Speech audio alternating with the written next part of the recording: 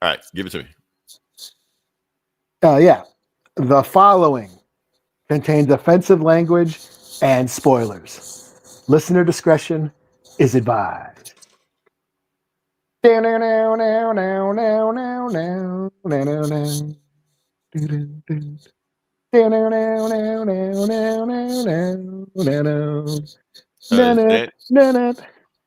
I mind playing give tricks on me? my heart and soul to you, girl. Didn't I do it, baby? Didn't I do it, baby? The Delphonics? Okay, yeah, I was thinking Scarface. I was thinking of Ghetto Boys. They sampled it anyway. Oh, welcome to welcome to Comic Book Bullies, where nerds do bullying. Host Lyra, aka My Mind's Playing Tricks on Me, with my co-host. Oh yeah, this is Eli, aka Mando Cakes. There you go. All right, and we're back with the episode. I want to give a shout out to our third co-host, the AI. All hail the Doombots. All hail the Doombot. They have nobody else going to be here. AI is always with us. Oh, and also somebody always with us is Jake. Yo, like Jake right Pooh in the time. house. He wasting no time. Just jump into this. Just waiting, man. Yeah. So here's the thing. So we actually got a lot of show, man. We got we don't have time for the malarkey, for the tomfoolery. None of the hullabaloo. None of that. We got to just jump into this bad boy and just go into it. So we got a thick, girthy show. It's here. We got it tonight. So I want to go ahead and knock this topic out, because if I don't, I'm going to forget about it and not think about it again. And that topic is Mandalorian and Grogu. Oh, okay. We're getting into shit. Let's knock that out first. Let's just get that out the way. we're getting into the shit. Yeah, knee deep. Just dive into it. The do. All right. So, like I said, the Mandalorian and Grogu drop is the movie's coming out next year, May 22nd. Eli, that is the first Star Wars theatrical movie since in how many years? Before COVID, right? Damn, yeah, before COVID. Yeah. That's all we know before COVID, and actually a good bit before COVID. A Star Wars movie. Yeah, not Disney Plus, not cartoon. They didn't make no movie. They have just they announce them every week, yet none of them get made. But this one got made.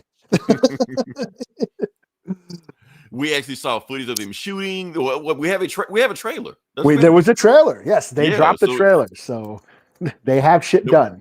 It's not like they were in the middle of it and one of the lead actors got canceled or something like that. No, not yet anyway. But yeah. So they were going on. So Eli, I'm gonna let you take over, because I hadn't even seen the trailer. I mean, kind of like, I'm gonna see it anyway. It doesn't matter. Yeah. They don't have to sell me on it. I'm gonna watch it. The trailer looks fine. It looks like a lot of fun. It's got the Mandalorian and everybody's favorite Star Wars character of all time, Baby Yoda. You know, the further adventures of these two, buddy cops or whatever you want to call them. Flying the galaxy. Stunt double. Flying the galaxy, getting into adventures, a lot of pew-pews, a lot of wars in the stars. So yes, looks like a lot of fun. I'll admit, me being the Star Wars fan,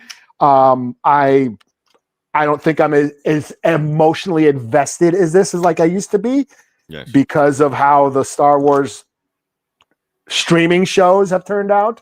That they just seem to be just kind of mediocre at best. There are some stuff, like I was into the first 2 seasons of Mando, and after that, I felt like they started dropping the ball.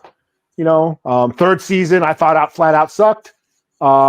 And then, of course, Boba Fett turned into a big shit show and ruined the character, and I am traumatized for life and don't want to ever talk about him again. So much so that I didn't even read the Boba Fett comic last week. That's how much I don't care about Boba Fett anymore. So congratulations, assholes. Y'all thought he was a bitch. Well, he's the bitch now. He's the bitch y'all wanted. Fuck Boba Fett. It's canon.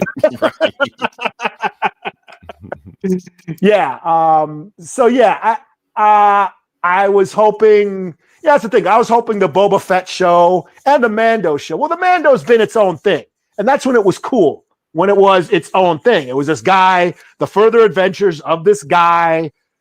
and this little child doing dirt and crime throughout the galaxy. That was the show. That's what it started out as, and it was cool. Then they started tying into all this shit and ripped it apart. And the only thing people care about the show is not the Mandalorians. Right. It's a Baby Yoda and Luke kicking ass. That's what people remember about the show. I'm being a Star Wars fan, being an ex-Boba Fett fan.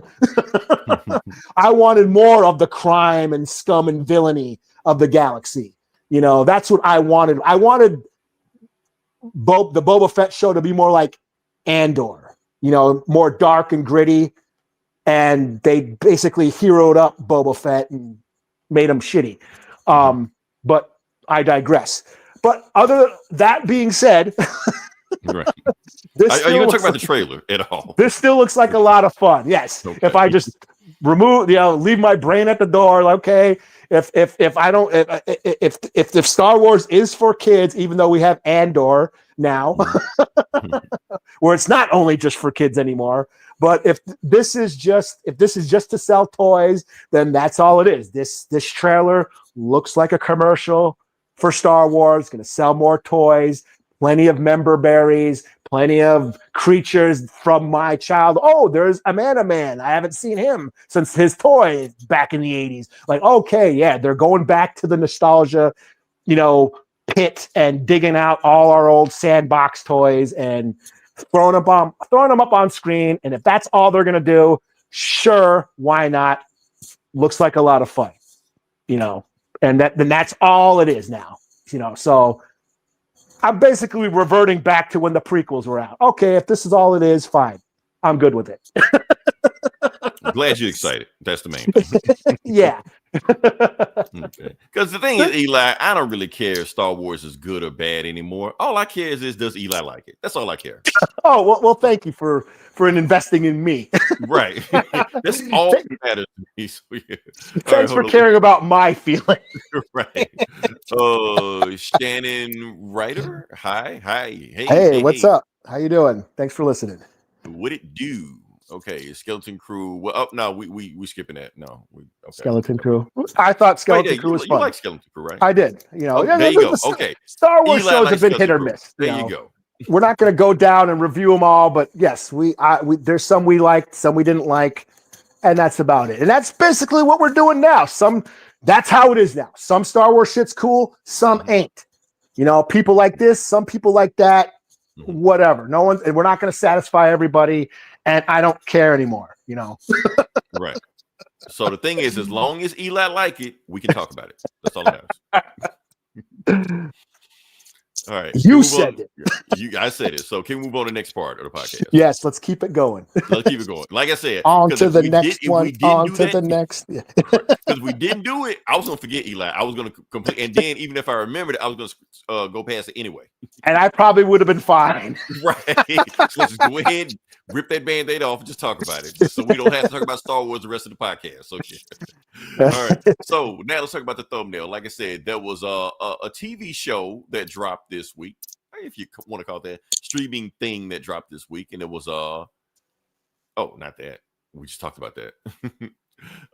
Marvel Zombies. Marvel Zombies just dropped. Okay, so like I said, this is a R-rated, TVMA rated streaming service horror movie, horror TV show streaming thing. If this came out in the theaters, it would have been R. It would have been R-rated, right? Yeah. So that's the thing. This shit went hard. I was gonna see. Okay, I was gonna see what you thought about it. How hard did it meet your standards? I didn't expect it to go. I know it's Disney, it's Marvel. Then holy shit, did that dude just chop that guy up into itty bitty pieces? Okay, because I was expecting the whole time while I was having that reaction, while you just had your pinky up the whole time, being bougie watching this. Does this meet my standards? No, I got to give it to it. It kinda, sorta, almost made me jump. There was a scene where it wasn't a full-on jump scare, but I was taken aback. I was like, "Oh shit!" There was a slight sense of shock. They got me a few times. I was like, oh shit. And like, holy shit, did I almost just jump? Did this Disney cartoon almost make me jump? Like, okay, bravo, good job. Hand over your car, Eli. You can't admit that in public. I know, I'm a fucking I'm a sissy now. Right. I jumped at a Disney cartoon. Right. Hold me. Yeah, zoinks. All right. Anyway, let's talk about. Hold on. Before we get into it, we actually haven't even talked about the show yet. Let's talk about the show. Oh, let's see what we got here. Oh, yeah. How was the animation? I mean, it was What If. I mean, if you've seen What If, it's that. It's cool. It's fine. It's the What If animation, which I think is pretty good. I think it's kind of cool. Yeah, I think it's the same thing. Matter of fact, this basically feels like I don't even say it feels like that's what it is. It's a What If. It's like a living. I kind of like that style because it's like a living comic book. Yeah. It's kind of sort of CGI, but not really. It's got like a 2D sort of expressive with the animation. Yeah. It's got like a 2D quality to it, but it's still kind of CGI. But it doesn't fall into like into the Spider-Verse type of like that sort of comic aesthetic. It's 3D, but but it looks 2D. But it looks 2D at times, but So it is almost like a living, breathing comic book almost. Yeah. Oh, since this is a comic book podcast, can we talk about the Marvel Zombie comic? Sure. We reviewed it on here before, but let's go a little bit deeper what we gone before. Like I said, for those who know about it, the Marvel Zombies TV show is sort of based on the Marvel Zombies comic, kind of, but not really. Yeah, but it is. Yeah, kind of. They have different characters when it came out. Yeah. Just like I said, we've read, matter of fact, I think we've reviewed the original Marvel Zombies comic on this podcast before. So if you review that, if you're expecting them to adapt those issues into live action or animation, whatever like that, they didn't do that. Not even remotely close. So what you read in the comic and what you see on the screen, they are completely two different animals. The only thing is similar is they're zombies and there's Marvel superheroes. That's really it. Not even close to the same story. Now, I do want to say this, that the original writer of Marvel Zombies was, of course, the one and only Robert Kirkman. Oh, now, I will be reviewing his new book later. I was about to say that. I will say that. So when I say that name, Eli, I can already tell half the listeners, the other two, are going to be like, who? And the other two are going to be like, well, no shit, of course he did it. Like I said, Robert Kirkman in the comic in the world is basically a rock star, because he also did another little bitty indie comic, called The Walking Dead. Oh yeah. I think they turned into a TV show, I think. Yeah, and another little indie book known as Invincible. Yeah, I think, maybe that was also a big TV show also. Some people may have heard of that too. Yeah. So like I said, so Robert Kirkman has been a thing. So he invented Marvel Zombies. Other writers have kind of taken from there, but you got the guy starting Walking Dead, starting Marvel Zombies. That's the thing. So like I said, it was interesting. Like I said, superheroes doing stupid shit. There were certain callbacks from the original comic in this. Like, I'm pretty sure, wasn't Captain America chopped in half in that comic also?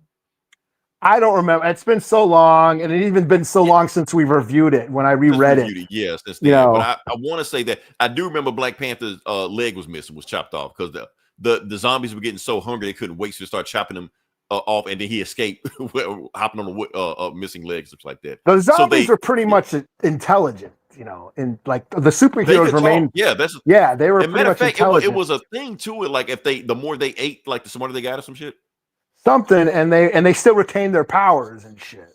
Yeah, it wasn't like they were just dumb. And so even though like the mechanics of the zombies aren't the same of it. So don't think you're gonna read Marvel Zombies comic book and understand what's going on there, because it don't relate. They're completely different, If anything, what you need to watch is What If. That's what you need to watch, especially since it's a spinoff of a specific episode of What If. And when an episode took off, they specifically said that they were going to do a spinoff of Marvel Zombies from that. Matter of fact, I think you have to watch that episode to kind of know what's going on in this, which I didn't watch it.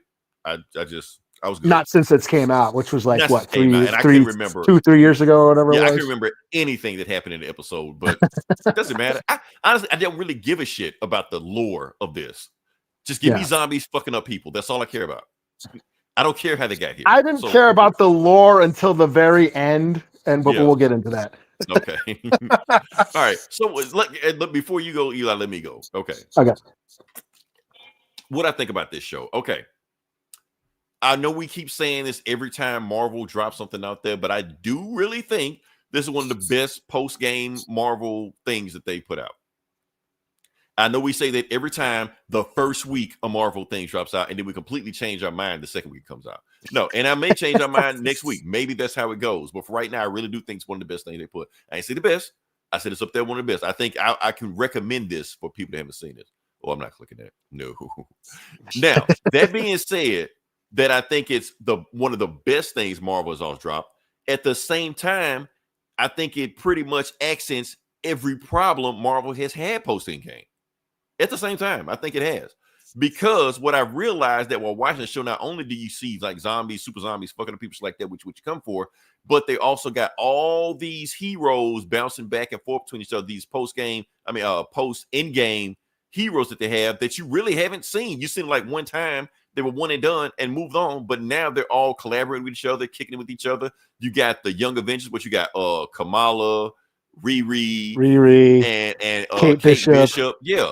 And you were like, wow, they had like this really dynamic chemistry between them. They bounce, even though it's a cartoon, it's animation, they bouncing off each other and shit like that. And this is entertaining. Watch it. I actually thought the camaraderie between those three characters were really cool. I found that first episode very entertaining. Yeah, but at the same time, and that was frustrating me. You like, damn, why have y'all waited so long for this? Because yes, Riri Ironheart dropped this year, but when did they finish that? 2020, 2022, something like that. We hadn't seen Kate Bishop since 2021. So they haven't done anything with these characters. I understand that you put the movie out and you put the TV show out and it flopped, whatever like that, but that doesn't mean you just drop it and just wash your hands of it and just throw shit at the wall and move on to something else. Give the fans or the audience time to relate to these new characters. Hell, we needed time to relate it to the first characters. Captain America 1, that shit, if that shit did the numbers now, they would have canceled that shit back then. You know, it took a while for that shit to go. Incredible Hulk, nobody watched that shit other than me and Eli.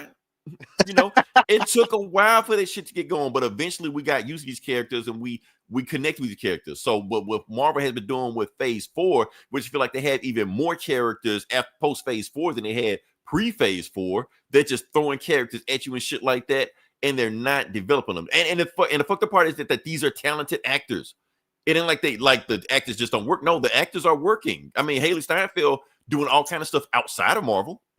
Like, why won't Marvel do something with her? You know, that's all I'm saying. So you got that camaraderie with it. You got the chemistry with it. When they could have done this live action, like you should at least had about 2 or 3 movies. Kamala Khan has been in what? Miss Marvel and the Marvels. Yeah. Why the fuck is she not in like 4 or 5 projects of shit? Like she should be like Marvel. She should be Marvel Stan Lee. It's woke. I see that's the problem. I see what you say. I see where you're going with it. The MCU and all this shit like that. Every time you show it, you're gonna get these man babies whining and shit like that. But maybe that's the problem. Maybe that's the problem right there. Marvel's backpedaling on everything they've done, which is what they're doing right now.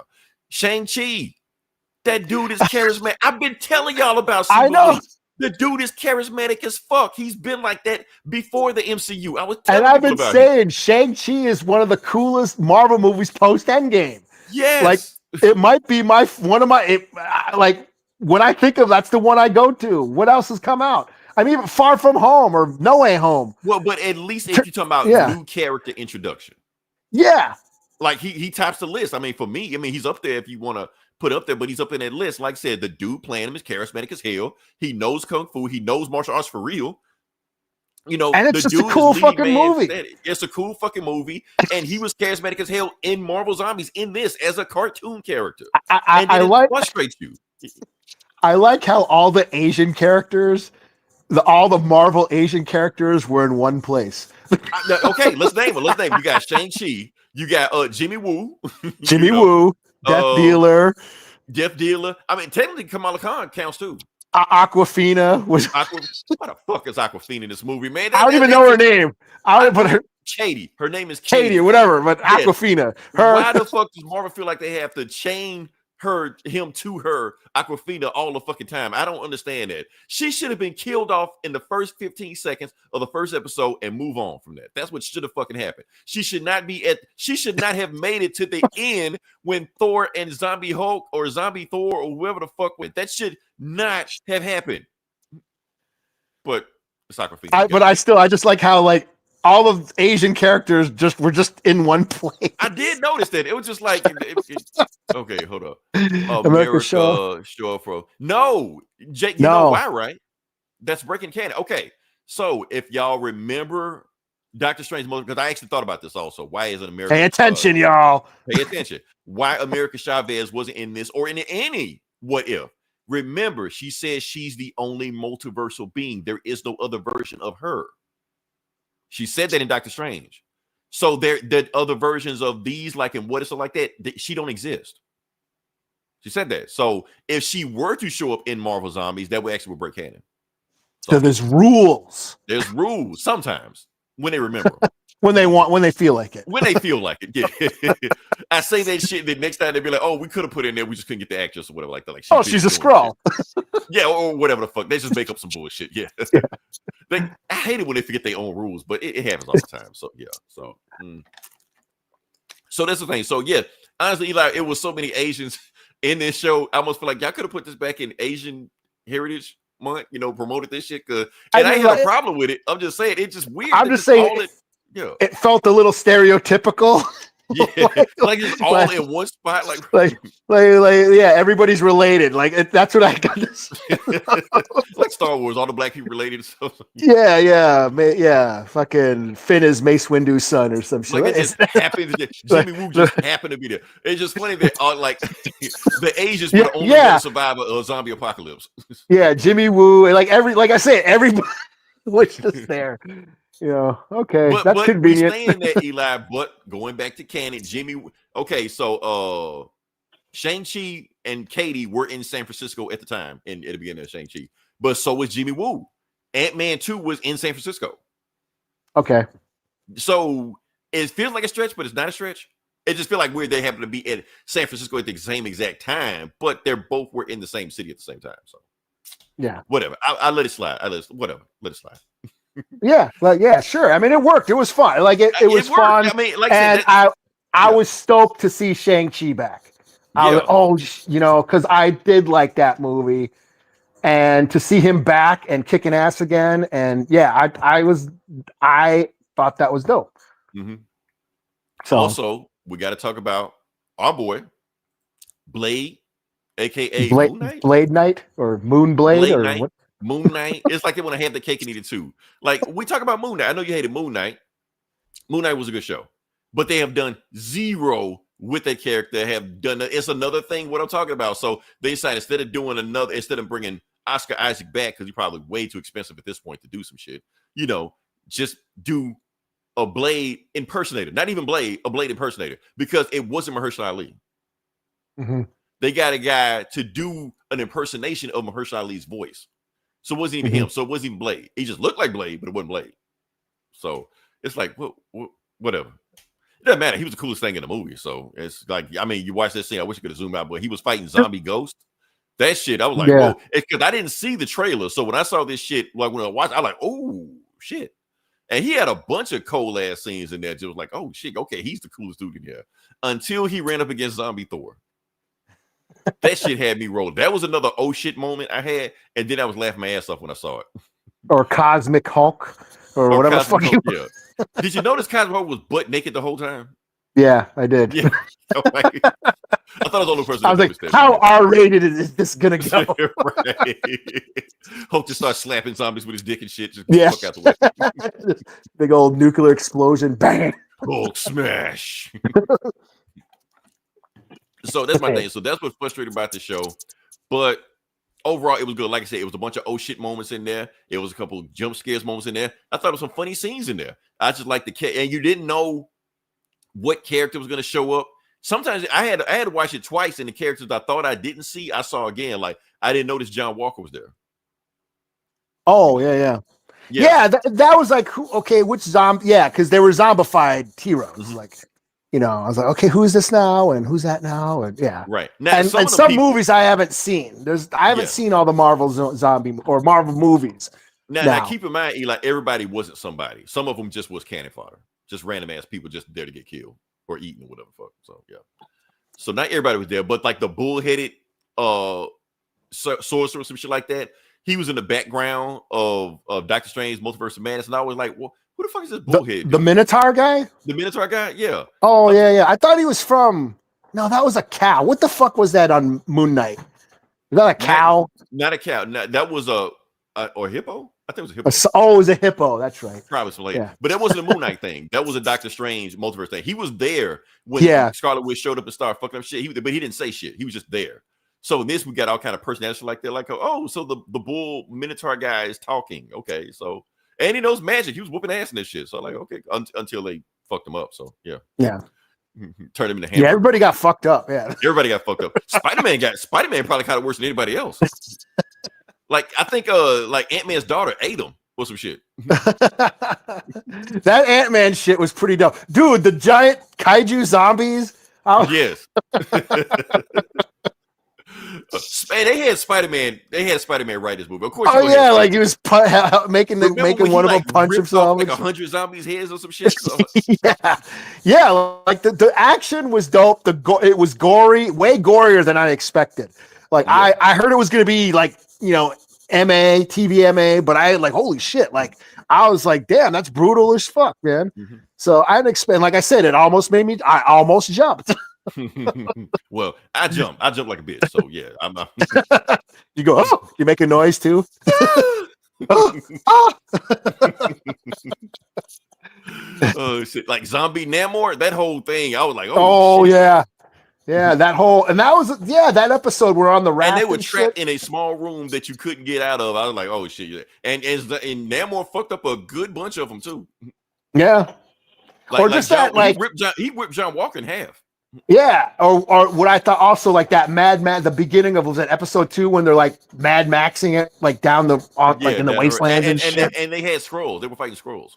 Mm-hmm. And they were singing the song. But yeah, see, it made me remember how much I liked the Shang-Chi movie. Yeah, they were all like doing karaoke, they were singing the song, the Journey song, and it was just a lot of fun. And so I enjoyed. Yeah. But I enjoyed it. I enjoyed it. Like I said, Marvel has been throwing a whole bunch of stuff at it, but I think this whole let's throw shit at the wall, see what sticks approach hasn't been working for them. They should have been cultivating these characters more. People need to gravitate these characters more. Yeah, I liked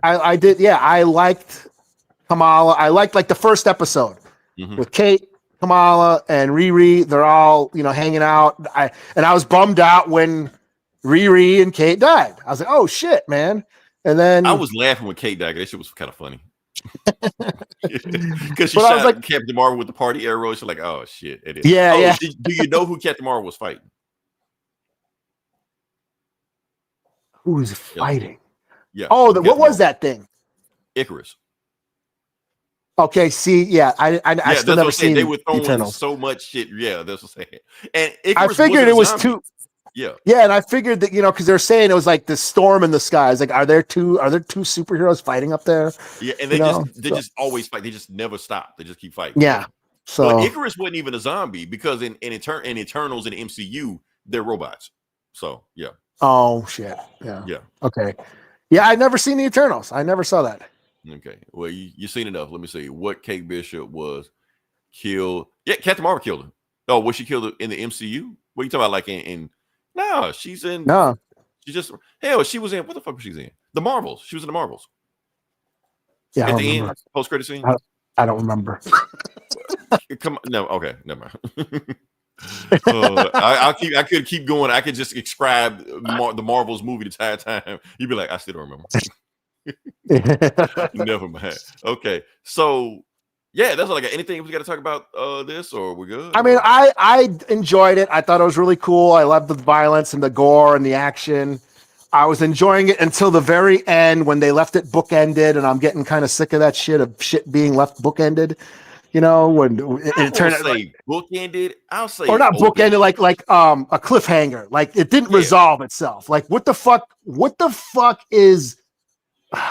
what's Wanda doing? WandaVision them. That's what she did. Yeah, like what is Wanda? I can't. It's like another reason why I don't like. I hate Wanda. I can't stand Wanda in the comics or anywhere else. Oh, except the show. But even that, that's all she does is fuck up reality. She just gets all emo and goth and just takes it out on everybody. It's like, Jesus Christ, will you just create your perfect fucking world and shut the fuck up? Like she's just always fucking up. The zombie food shit didn't get you when she did that shit, when she pulled that trick on.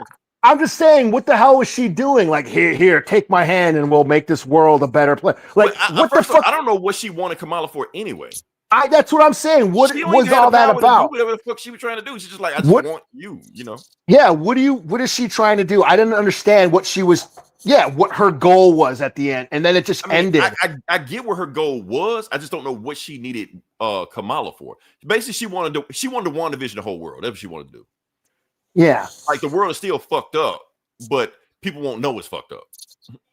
Yeah, so I was into it until the very end, and I was like, really, that's it? And then I like, man, they keep doing this. They keep leaving things unresolved, and I'm kind of getting burnt out on that shit, especially after Ironheart did that, and fucking Alien did that. I'll get into that later. But they gotta do that, Eli. They gotta do that. But that's what I'm getting sick of. That's why I don't watch all the Marvel movies anymore. Right, because they want a season 2. That's why they're doing it. So if you do some big bombastic shit that goes viral at the end, then it gets enough renewal to do. So they don't want to just close it, you know.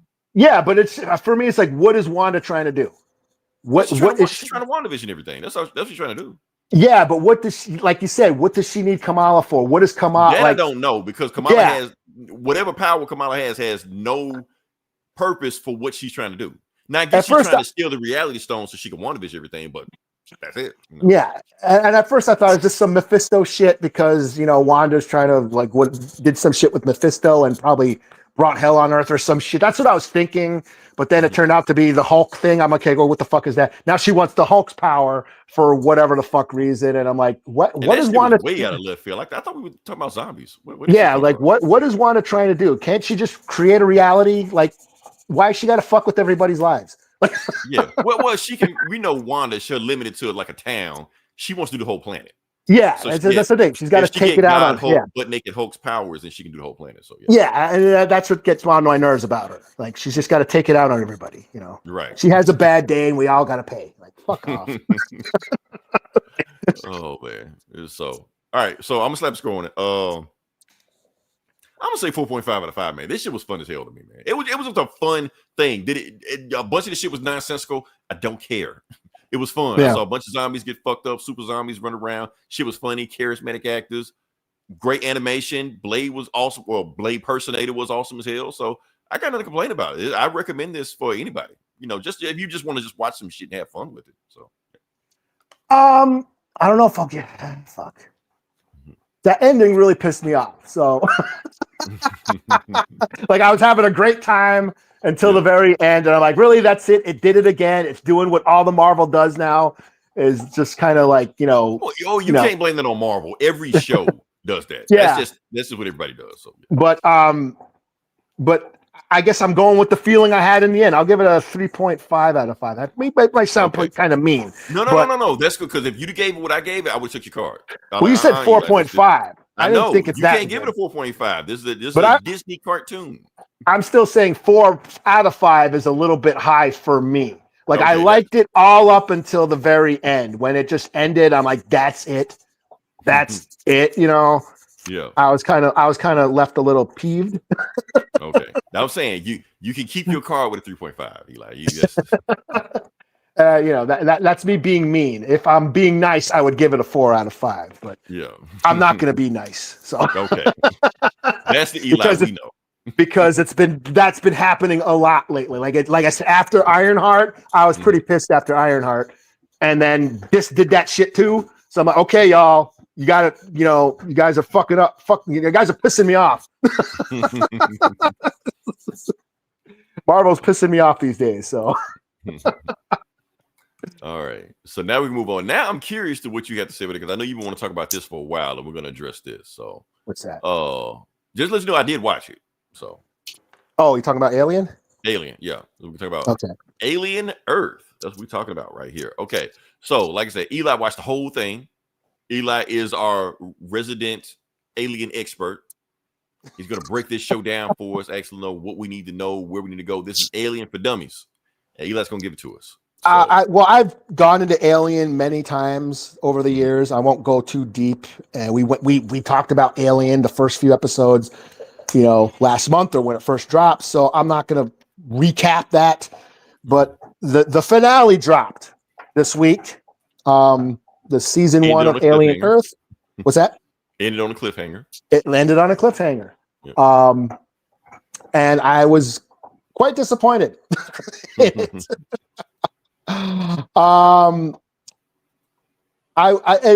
I was into the show. I was really into the show. I think it did barely enough to keep me interested. My biggest gripe about the show is I wanted more xenomorph action. I felt it was a little light on the whole xenomorph thing, and I started introducing all these other aliens that I didn't give a shit about, the eyeball alien and the banana peel alien and all that shit. Yeah, they really tried to like Baby Yoda that eyeball alien for some reason. Yeah, I'm like, I wanted more alien and not fucking Men in Black, Yeah, so let's not try to make this a thing. It's not a thing. And especially in the finale, I'm like, okay, there's all this buildup and shit's starting to hit the fan, and okay, here we go. Fucking the xenomorphs are loose and people are going to start, the soldiers are getting fucked up and everything, I'm like, okay, cool. And all the fucking kills happen off screen. That's a big fucking no-no, especially in horror. You can't this is what I'm here for. Right. I'm here for the alien Marvel action. Zombies can do it. Why can't Alien Earth do it? Yeah. So that's what I felt that. It was this big build-up and it was just felt like anticlimactic in the end. Because when it ended, when Wendy grabbed all the doctor and the boy Cavalier, they had them all in the cell. Now we rule, and then it stopped. I'm like, okay, it's not over yet, is it? Because the Weyland-Yutani ships are showing up. Like everything's about to fucking blow up here. It was building up for this big, huge like battle or whatever showdown, and then it just stopped. And I'm like, that's not over yet, is it? And then the song started playing. I'm like, that's it. Really? See you next season. Yeah, next year. I'm like, really? Now here I am with blue balls now. And that's the thing is like, this show did just enough to keep me interested. I was into like what was going on. I was into the whole corporate, the corporations exploiting the working class, and the whole Blade Runner thing with the androids and how they took the minds of children and put them in adult bodies, and then that was interesting about how these children are all of a sudden forced to make these adult decisions and how that shit just went wrong. Like I was into all that shit, the whole Blade Runner, the android and this, becoming a sentient being theme, that shit going. Basically stuff I wanted Ironheart to deal with, because it was similar. AI and stuff like that. It was similar. Heavy on AI, so yeah. Yeah, because in Ironheart, Riri's friend was the AI, her dead friend was the AI, and then this one he had all the kids were dead. The little sister of the brother and sister and the little sister's AI memory were in the android and all that shit. Like I was into all that. I was into the Terminator. We got a Terminator fight in this last episode. The two androids battling each other and fucking each other up. Like that, right. Older model versus newer model, and I was really into the whole all that. So it was a slow burn, which I was into. Like I said, I thought it was cool. I was into all that. Interesting themes going on. It was a slow burn, but I just felt like there was no payoff. If it's going to be a slow burn, you got to pay it off, and I just felt like there was no payoff at the end. It just ended and I was left kind of disappointed, yeah, I mean, that's about all I got. I mean, as far as like things that I predicted, I thought like maybe, remember I said back in the first episode, like, because it stuck to the formula. The first two episodes stuck to the formula were okay, and that's the original Alien. It's basically a slasher movie in space. They're all confined on this one spaceship, and a killer or a ghost. It's a haunted house in space. And that continues throughout most of the second one. It's Marines stuck on a base.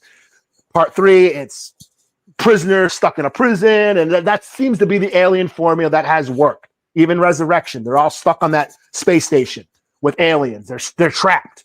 And the first 2 episodes, that was going on. The ship crashed into that building, and they sent in the rescue squad, and aliens are running amok. And those first 2 episodes worked.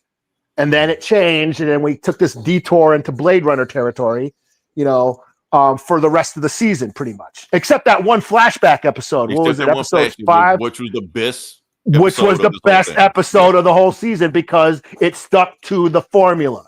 Right. Like this should have been the first episode. Why wasn't this the first episode? I would have been hooked in. Yeah. And so here's now we took the detour, and now here's the finale. We've built all this shit up, all these, the aliens and Wayland Yutani, everything's, convening on this one spot, and shit's gonna hit the fan, and then it just ended, and I was like, really? That's it? So, yeah. Oh shit. Am I still here? I just dropped my phone. You never went out. You're here the whole time. Okay. Just hold on. The screen just went black. Am I still there? Am I here? You're still here. Okay, yeah. All right. But as far as I was kind of right. Remember when they said, I bet you the brother's gonna get impregnated with an alien, and it was just a theory of mine. But remember, he has a new lung. He was injured, and the company gave him a new lung. So I bet you that alien, that xenomorph he did get impregnated, and they did take alien out of him and gave him a new lung. And that's why Wendy can somehow, remember, Wendy can speak to the alien somehow. And I bet you that's why, because she's related. She can talk to her brother, or it's got part of her brother inside the alien or whatever. Yeah. Like the brother's almost DNA kind of like Ripley in part 4 could kind of control him. Yeah. So I'm wondering if that's my theory. She can speak to aliens because the one xenomorph that came out of her brother has her brother's DNA in it. So that's just a theory of mine, but who gives a shit, right? We won't know for another year if they even address that. But yeah. So yeah, that's about all I got. Okay. So sound like you was enthusiastic about this show.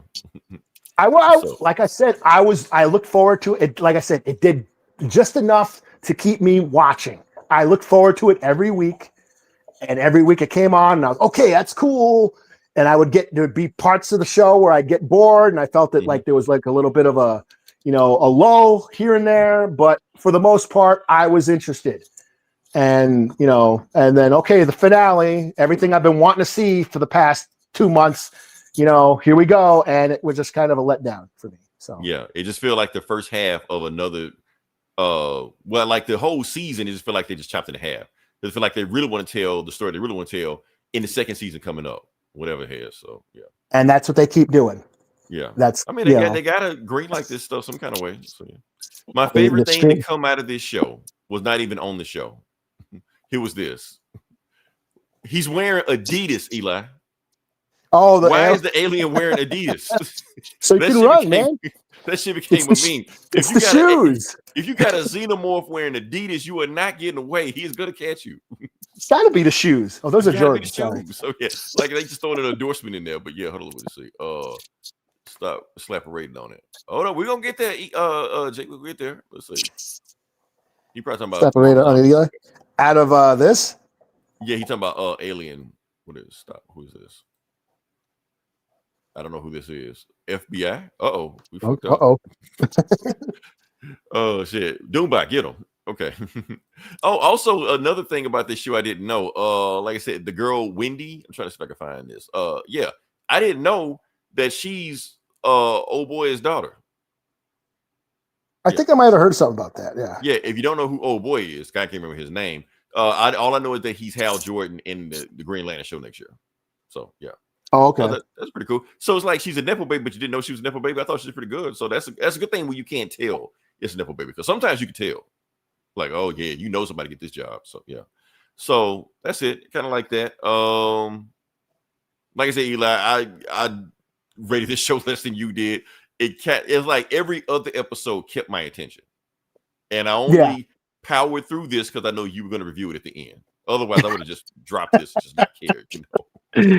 I am glad I got to watch that one episode that I really liked. Other than that, and I was like, okay, maybe they'll give us another episode like this. They didn't. That was it. I was like, oh, okay. So this show was whatever to me. It was something. It was kind of. This was basically a background show to me. Like, show just watching the background while I just do something else. So, it didn't make. So I take it. It didn't make you an Alien fan. Not at all. Maybe less so. It's just saying. But like I said, I'm glad people did like it. I hope it does get a second season of it like that, or whatever it is. But this didn't hit for me. I know people like it. I know people love it. It's probably going to win awards and Emmys and stuff like that. But y'all have at it. Y'all have fun with that. So yeah. So I think we're going to do the exact opposite of what we did with Marvel Zombies with this. Maybe. No. I don't know. Yeah, I'm. Again, if I'm. Yeah, I'll be nice and give it a 4 out of 5. Okay, I'm gonna give it a 3.5 out of 5. Then. Okay, I got to go lower than you. So yeah. Like I say, I was into it. However, I felt there was a slow burn with no payoff. Yeah, the 3.5, the 0.5 came from that one episode. And the only reason why I continued to watch it is because I'm a fan of Alien. Yeah. And the only reason I watched it because Eli is a fan of aliens. So it didn't give me like what I, as a fan of Alien and the OG fan, of the Alien movies, it didn't give me what I really wanted to see in the end. Yeah. Does Leroy enjoy horror? No, not really. Like Eli is the horror guy. I mean, I'll watch him every now and then if it's like a big thing, but I'm not gonna go out of my way to search like dig in the crates and find the most deepest obscure horror movie you can find. That's not what I do. That's what we got Eli for. So yeah, he bring it down for us to let us know. So yeah, so Alien Earth, I guess that's what I think about it. So yeah, all right, can we move on past that to the next thing? Sure. Okay, I don't even know where we at now. What is this? Oh, we are gonna talk about that. Yeah, let's talk about that. Okay, all right, we're gonna talk about Peacemaker. We didn't watch it. So, but reason we didn't watch it because the internet went nuts and spoiled everything for us. Not on the internet, DC's Facebook page spoiled everything for us. They just said, fuck it, just here's everything. Like an hour in when everything was going on. So we already knew what the fuck was going on. So that's it. So everybody knows basically the theory that I had last week is there. You turned out to be right, man. I turned out to be right. Why are you shocked about that? I'm always right on this show. No cheeseburger for me. So yeah. But here's the thing, Eli. We're in the video game section. Yeah. Ooh, you're in it. Not we're going to it. We're already in it right now. Because the reason we're talking about Peacemaker is because of Fortnite. Have you heard what's going on? No, I don't. No, I'm not. I don't play Fortnite. So. I don't play Fortnite either. I'm just telling you what's going on. But the point is, Fortnite is going on right here because, like I said, that intro dance that Fortnite always throws like emotes and dance moves and stuff like that and stuff like that. So they threw Peacemaker's dance move in there, not knowing what Peacemaker's dance move was about. But people don't know what the dance move is. I'll show it to you in a slideshow to kind of so you understand what's going on. Boom, boom, boom. Is it clicking? Is it clicking? What's going on? Okay. So you did say this. I did say that. I had it in a throwaway comment, and I wasn't really thinking about it. But because the internet is the internet, other people took it way more seriously than what it was. So where I just threw a random comment, it's a swastika in there, not knowing that Fortnite has their dance in their game, and people are realizing that they're doing a dance with a swastika in Fortnite. So they banned that dance in there. They disabled that dance. You can't do it because they didn't know what James Gunn was going, what direction he was going with this. And they said they might bring it back if they get clarity on what James Gunn meant by the dance. But if he can't get clarity, then it's disabled and you get a refund back on it. So yeah, so they ban the Fortnite, the Peacemaker dance on Fortnite. So slippery slope. But they did it. It was like this. My thing is this. So we're banning this, which may be a dance that we think it is, but they still got Kanye music and dances on there. Kanye came out this year as a Nazi, just straight up said he's Nazi. And if you Eli, have you heard his last album? Whose? Kanye. Oh no. Well, he has the biggest song he had on that album was Hail Hitler. So he had a video to it also. Yeah, I remember you. You're the Kanye connoisseur. You're right. So that's still in Fortnite. But the Peacemaker dance that may or may not be what we think it is, that's gone. So I don't know. Fortnite, you can't just pick and choose. First off, Fortnite, understand the context of any dance you're doing because it represents your company. Don't just throw shit in there because it lets you make money.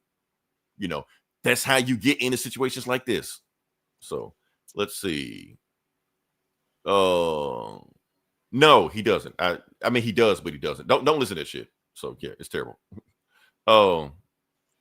Yeah, that's all I got. We can move on past that. Okay. So next thing we got is we're gonna talk about the Tokyo Game Show was this weekend. We're still in the video game section, and we're gonna talk about the Wolverine game.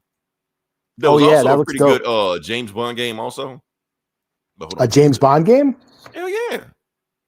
Okay. Yeah, Leroy watched the Kanye. No, I'm not. No, I'm not watching Kanye. I want to pretend he doesn't exist. I want to pretend he's over here somewhere. So yeah.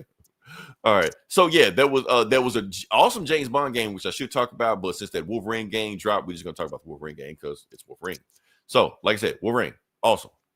What you expect is Wolverine. So, and hold up, did I miss something? What is this? Oh, we'll come back to that. We're gonna come back to that. If we're in the video game section, we're gonna come back to that in a second. All right. So since we're talking about Wolverine, just gonna show some clips. I was gonna play the video for you, but it's pretty fucking gory, so we're not gonna do that. I do want to show you some shit. They're showing the Little Princess bar, which you remember Little Princess bar was located in where, Eli? Oh, I don't know. I don't remember. Madripoor. Madripoor? Yeah. Okay. That's where he always went. That's the bar he went to in Madripoor. So Madripoor is a playable level in the game. Okay. Yeah. What else we got? Oh, just awesome pick, stuff like that. What we got here? Fighting the Reavers. I think he's fighting the Reavers in there. So he might be, Hellfire Club going or something like that. They also show Omega Red. Omega Red is going to be a boss fight in there. So they also show Japan as a playable level also, which we pretty much can confirm Silver Samurai is going to be here some kind of way. So, yeah. With the Muramasa blade, the one thing that can cut through adamantium and like fuck up his healing, that's gonna be a good ass fight. You got to have Silver Samurai in this one. So who did they get to play Wolverine in this game? This guy. You ever watch Spartacus? Oh yeah. Okay, not the first guy to play Spartacus, the second guy to play Spartacus. The first guy to play Spartacus, I think he passed away, and he was recast. So this guy, I think his name is Liam McIntyre. He's an Australian actor. Not only is he doing the voice, he's doing the mocap also. And when they show Wolverine, like when his mask also like that, looks exactly like that guy. So he's basically the new Wolverine. Which, I mean, I haven't watched Spartacus, but I mean, he looks Wolverine-y enough. I mean, I have no problem with this. So yeah. Yeah, Spartacus is actually pretty dope. It's like 300. Okay. Which I imagine, but yeah. So, like I said, seemed pretty awesome. I'm interested. I mean, no, it's Wolverine. I'm definitely getting this game. Wait, I can't get it. I don't have PS5. Yeah, neither do I. That's well, shit. So I was stoked until I heard that it's only on a PS5. So Jake, you Twitch stream it and link us, and then we'll steal your footage. How about that? That's how we play the game. Otherwise, we got to live vicariously through Jake on that one. So yeah. All right. So now we're going to backtrack because it was something we did want to talk about. Even though we're in the video game section, we're going to go on. We're going to talk about Spider-Man. Tom Holland. Spider-Man. Yeah. Yeah. Because remember he got fucked up this week. Oh yeah, that's right. Yeah. I remember we were talking. We were talking about this. No, we didn't talk about this. Well, we were talking about talking about talking about this. We were talking about but we never talked about it. But now we're going to talk about it. Okay. All right. So, like I said, Tom Holland got fucked up this weekend, doing some crazy ass stunt. We don't know what happened. Either he had a concussion or he split his skull open. We don't know what the fuck happened. They won't tell us. Either way, they shut down production. He's on the mend. He's healing. Like I said, whatever his injury is, even if it is a concussion, you got to take time with that. That's a head injury is nothing to play with. So yeah. What else you wanted to say about this Spider-Man movie? Oh yeah, you got it. Okay. The new Spider-Man movie, the Jackie Chan stunt team are doing the action choreography. Mm-hmm. So, that which doesn't I think mean Jackie Chan is in the movie. Yeah. It's just his team is doing the stunt work, and it's directed by the guy who did the Shang-Chi movie. Yeah. So, and they're doing a lot of live stunts with actors. That's probably why I'm sure that's why they even swinging, like the swinging is real. Yeah. Like they show a stuntman swinging. I hope that one Tom Holland. So I hope I'm that's how he got injured, was probably doing his own stunt. Like you were Tom Holland, not Tom Cruise. Don't be doing this dumb shit out there. You are not Spider-Man. Spider-Man is not real. And where they're not shooting here, they're shooting somewhere else. They're not shooting in like the United States. Yeah, they're shooting in another country. Cheaper. Yeah, it's always cheaper to do it over there. Yeah, and the reason being is because Jackie Chan always had a hard time getting insured in America because he was so nuts.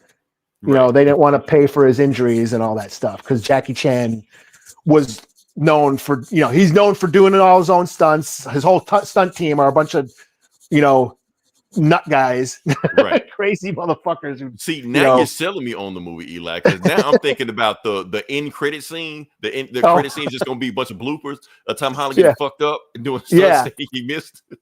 So like when he split his skull open, keep that shit in the movie. Yeah, Jackie Chan got hit by a helicopter. And like broke his shoulder or something. Yeah. So that's what happened. Tom Holland probably did some light ass stunt, and they was just looking Jackie Chan's stunt team looking at him like pussy. So he's like, oh no, I'm gonna show you. They probably kicked him or something. Right. He got to show them that he's on Jackie Chan's level. I'm fucking Spider-Man. I can do this shit. Yeah. But they are known for putting some of the craziest stunts ever put to film. Mm-hmm. I'm pretty stoked for this Spider-Man movie. I'm hoping it's going to be cool, and at least the action will be. So. Mm-hmm. Okay. Yeah. Now, why I'm excited for this movie, other than Tom Holland getting fucked up, another reason I'm excited because they announced a new casting. Marvin Jones III is playing Tombstone. Okay. Now, I think this is perfect casting. This is perfect casting. If anybody earned that role, he earned that role. Like I said, he did the voice of Tombstone in Spider-Verse. So he's one of the few voice actors to jump to play the live action version of the character. Not the first to do it. It's been a few people to do it. I'm pretty sure somebody needs to make a list of that. So I'm gonna put Eli on that assignment. I'm gonna give him 48 hours to make a list of all the voice actors that jumped over. So yeah, I'll get on it right now, dude. Thank you. I mean, don't leave the podcast now. I mean, you can do it after we're done. But yeah, my thing is now, if he looks familiar, that's because he was also Tobias Whale in Black Lightning. Okay. And let's be honest with you, Tobias Whale and Tombstone are basically Coke and Pepsi. I mean, they're basically the same guy. Tombstone always to me felt like a ripoff of Tobias Whale. They based both like albino gangsters with super strength. He was in Dune. He was in the first Dune movie, right? No, Surfer. It wasn't him. That wasn't him. No, it wasn't him. Oh. I know you're thinking about no the Mentat, not him. The Mentat, yeah. No, that wasn't him. Halo, but I know you didn't watch Halo, so yeah. No. My thing is this: I'm hopefully, and this is why I'm glad Miles Morales isn't in this movie, because if he's anything like he was in Black Lightning, I don't want Miles Morales anywhere around him in it. There, Eli, did you watch any bit of Black Lightning when it came on the CW? No, I missed that one. Here's the thing about that. He was the best thing about that show. But the reason he was the best thing about that show, because he would say the most racist, fucked up shit to Black Lightning and his family known to man. I was like, how is he getting away with this shit? Because he's an albino, but he hates black people. So with Black Lightning, and he was just saying all kind of fucked up shit to him, calling him a ghetto glowworm and all kind of shit. He called his family the chocolate covered Incredibles. And he said there's a whole YouTube compilation of him just saying just racist shit to Black Lightning the whole time, and it's funny as hell, But that's why I'm glad Miles Morales is doing it, because I don't want him to go with Miles Morales like that, Let's see. He was good or Black Lightning. Oh, he was. Yeah, I was saying he was in Black Lightning. He was the best thing about Black Lightning. I think they whooped his ass and he got arrested and wasn't in like the last season or some shit, but whatever like that. But when he was in it, he was the best thing about it. So yeah. That's how we got it. So I think we're still on the video game. That was I'm gonna stick that in the video game section. I'm gonna find a way to stick in the video game section. Oh, also this one also. Last video game part of video game section. We're gonna talk about the Xbox ROG, the ROG, the Republic of Gaming. They got this handheld thing Xbox got coming out in 2 weeks, and I've been waiting to announce the prices on them. And we're gonna do that. Eli, I'm gonna let you guess the price. What would you think the price of the there's two of them, there's two versions of them. And what do you think the first? Yeah. I don't know, 700. I don't know. Okay, I'll name it. Who is this? Who is this? I can't read that. Had me bro had me down. Oh, he's talking about Tobias Whale. Yes. Please, everybody, if you can, watch that. I can't play the clip on here, but just Google it. It's there. He's hilarious. Okay. So the first version of it is $5.99. $5.99. Okay, so it's a handheld device. It's $5.99 for the lower end model, and $1,000 for the higher end model. So what can this bad boy do? What can it do? So it's pretty much a gaming laptop in your hand, shaped like a Nintendo Switch. That's what it is. They've actually had these things like for years, stuff like that, but they've never had an Xbox slap their name on it. So now the fact that Xbox slapped their name on it, now they can sell it for a premium price and make money off of it. So that's things like that. So will it sell? I'll put it like this. If the lower model is $500, because I said last week about how Xbox keep raising the prices, that thing is cheaper than the Xbox right now.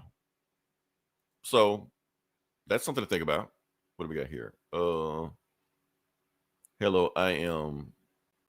Yeah. Somebody else did that joke too. Sorry, we're not gonna fall for that. We're not gonna fall for that in tailpipe. Wah wah wah. Right. Waka waka waka. So bad, so sad. All right. I think that's gonna leave a mark. All right. So can we move on to the next part of the podcast? Sure. Yeah. Now we're into it. That means it's gonna take a while, but all right. So this is Comic Book Bullies. We're talking about comic books. We're gonna jump into it. Let me go first because you got a bunch of books, but I think I got a bunch of books too. So we're gonna go. I guess I will do. Will I buy one? Here's the thing, Jake. Here's the thing. I don't know. I really don't know. I've been thinking about it. If I see it and I look at it hard enough and it stares back at me, I don't know what I'm gonna do. We're gonna see. So, all right. Oh, sorry. What game are you talking about? I mean, what comic you talking about? Oh, should I get Ultimate? I'll do Ultimate Hawkeye. Oh, we start with Ultimate Hawkeye. Okay. We'll start out with Ultimate Hawkeye. Yes. Mm-hmm. Get this. Yes. Okay. This guy knows ball. Okay, let me see. I'm sorry, Eli. I didn't mean to cut you off Ultimate Hawkeye, but he's talking some shit right now. All right, so you might want to get the regular ROG Ally, yes, which I've actually been talking about for a while. You can get the regular ROG Ally, which do the exact same. All Xbox did is just slap their name on something that already exists. Yes, skateboard music. I already know about that. But here's the thing: it's got an Xbox on it. So, yeah, name recognition, man. That's all it is. That's all you want sometimes, you know. And plus, it's actually been designed a little bit differently, so it's not going to be the exact same way. The regulator is the regular version is $300. Oh no, it's not $300. No, maybe $450 if you catch it on the right day, but not $300. And plus, you don't want it. I'm sorry, Eli. What were you talking about? Ultimate Hawkeye? Yeah. No, go ahead. Let's talk about Ultimate Hawkeye. Let's talk about this other shit. You finished? Yeah, I'm finished. Okay, I'm finished. Talking about what need the PS5 you don't own or some shit? All right. Okay. Yeah, Ultimate Hawkeye. So yes, this is the Native American Hawkeye who is in the Ultimate Universe and has been popping up in the Ultimates here and there. Well, yeah, he's in the Ultimates, right? That okay, I'm trying to comment how he's been there maybe like 3 times when his introduction, got killed by the Hulk, and got his ass pulled by Quicksilver. So yeah, and somehow Captain America could shoot him with a bow and arrow too. Right. Yeah. So he hasn't had the great track record as far as like kicking ass. Yeah, he made the team some kind of way, so yeah. But here's his one shot. He gets a one shot, and I was proven wrong. I was like, you know what? They're gonna wait till November to where we see this guy again, because that's when Indigenous Heritage Month is. Because that's what usually happens with indigenous characters. We see them once a year. They can't wait that long because they're about to wrap this whole ultimate shit up. And I was like, oh, so that's how they proved me wrong. We didn't have to wait till November. We got it in September. Well, the end of September. Yeah, but I'm saying they can't wait till November. Yeah, but I'm saying I was close. Yeah. I was close. They did as close to November as they possibly could. So yeah. So this is his one shot. We get to see him, and it's only a one shot. It's like written by your boy. Taboo back at it again. When they need an indigenous character comic book, they get Taboo usually. It's like a bad signal for him when he sees it. So yeah. Although I will admit, I read the new Predator book, that Red, White, and Black or whatever, or Black, White, and Red or whatever it's called. And there's Marvel, and there's one of the stories that's the Predator anthology book going on right now. There is a story written by Rebecca Roanhorse, who is an indigenous author. Why does that name sound so familiar? She writes a lot of sci-fi and fantasy. Okay, and she's indigenous. Because I'm pretty sure I know I've heard her from you. And I've talked about her books before. Yeah. Okay. She because I almost feel like I've heard about. She wrote one of the she wrote one of the Echo books. So she's been working for Marvel. She has a pretty cool Predator story in that anthology this week, which I also read, but I'm not going to review. So, but it's pretty cool. That's my review. But back to Hawkeye. So this is the Native American. What's his name? Well, first off, you're misgendering. Oh, they. Sorry. Yes, this is going to get us in trouble again. Yes, they're going to. Yeah, you guys don't like gay people, and we're going to label us. That's got us last time. That's not. Yeah, you don't. Yes, I didn't. Yeah, that's the reason why I don't like. Know. First time we reviewed this Ultimate Hawkeye book, we almost got canceled. So yeah, because the internet is stupid and think we're a bunch of homophobes and shit. Right, and we're racist, even though one of us is Native American reading Native American comics. So yes, because they gotta love the internet. So, anyways, this starts out where the new Hawkeye has taken out a bunch of like weapons dealers, like rich billionaire weapons dealers, and he ends up killing the ultimate version of Ulysses Claw with a trick arrow. Yeah. Okay. So that's and Charlie Ramsey, that's their name. Mm-hmm. They then get like a token to go to one of Roxxon's eyes wide shut sex parties for rich billionaire assholes. Okay. Where they become trapped and they have to sort of go through a bunch of trials to escape these these challenges, kind of like when you're going over the troll bridge and you must answer these questions 3. That's kind of what happens. So they go through some trials and make it through the trials, and then they have to fight. They end up in a gladiator ring where they must fight the new Ronin, which is Clint Barton. Clint Barton. Okay. That was also for me. So yeah. And they what's that chick's name? The kinky chick. She was in the gunslinger leather chick. Yeah, she's all in the kinky gimp outfit. She was in one of them other Ultimate books. I know you're talking about. I can't remember her name. Yeah, she's there, and she's like, "You must telling Charlie that to kill Hawkeye or Clint Barton, who's Ronin." I'm trying to get or Roxxon's going to murder Charlie's family. Did they say how Clint Barton became Ronin? Because they gave Clint Barton the arrow stuff first, and he threw it away. So I don't know. I don't know. Never mind. Okay. All right. He just did. Okay. Yeah. So they fight, and Hawkeye ends up getting the better of him, but refuses to kill him. So then the chick comes down and shoots him with the golden bullet and turns him into gold. Yeah. Turns Clint into gold. Okay. And tells Charlie, "You're now banished. We will let you have your life, but also, and basically stop killing our billionaires. Stop fucking up our business because you're ruining our business.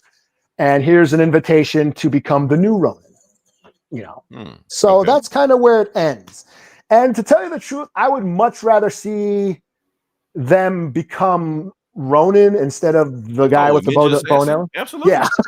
Yeah. Like that was my problem for those who don't know and didn't want to listen. My problem with the Native American Hawkeye is it felt very stereotypical.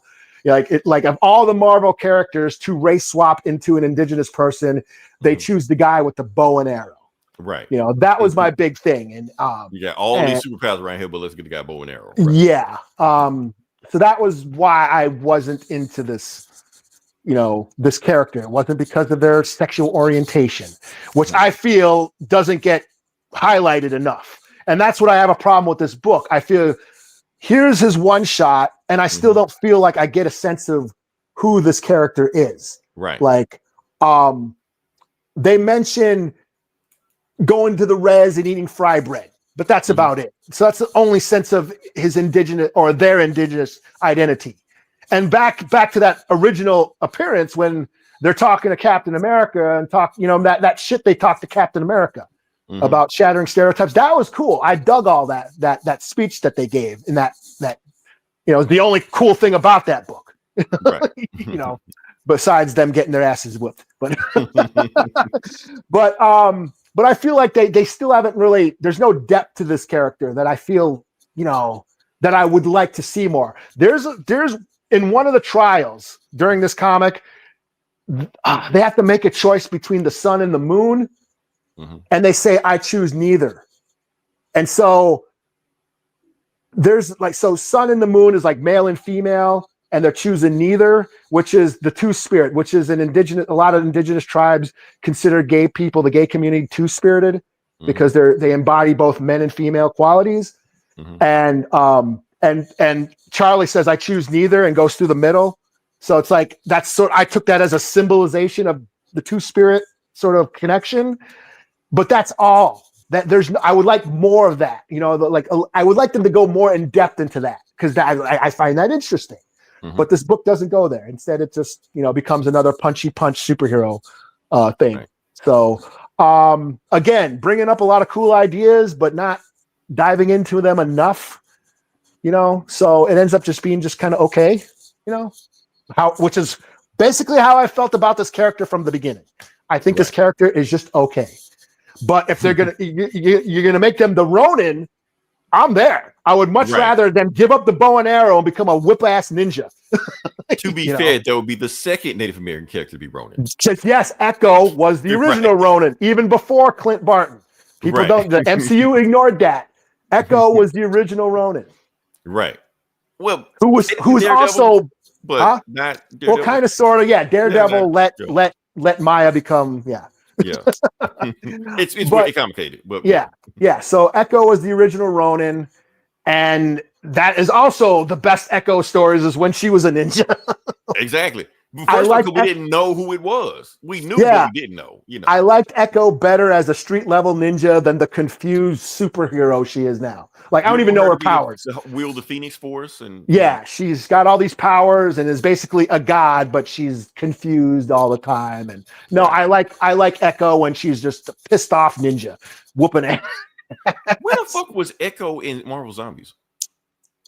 I asked that. I wasn't going to say anything. I was wondering if you were going to ask that. I wasn't going to say anything because I figured that would take us down a detour, and we got a lot of show to get through. But I was wondering, or Gahorty, who's like another god who could probably slap the shit out of Wanda. There would be no zombies if you show her. Yes, like Gahorty, the way they make Gahorty out to be, she could slap the shit out of Wanda, and I would love that.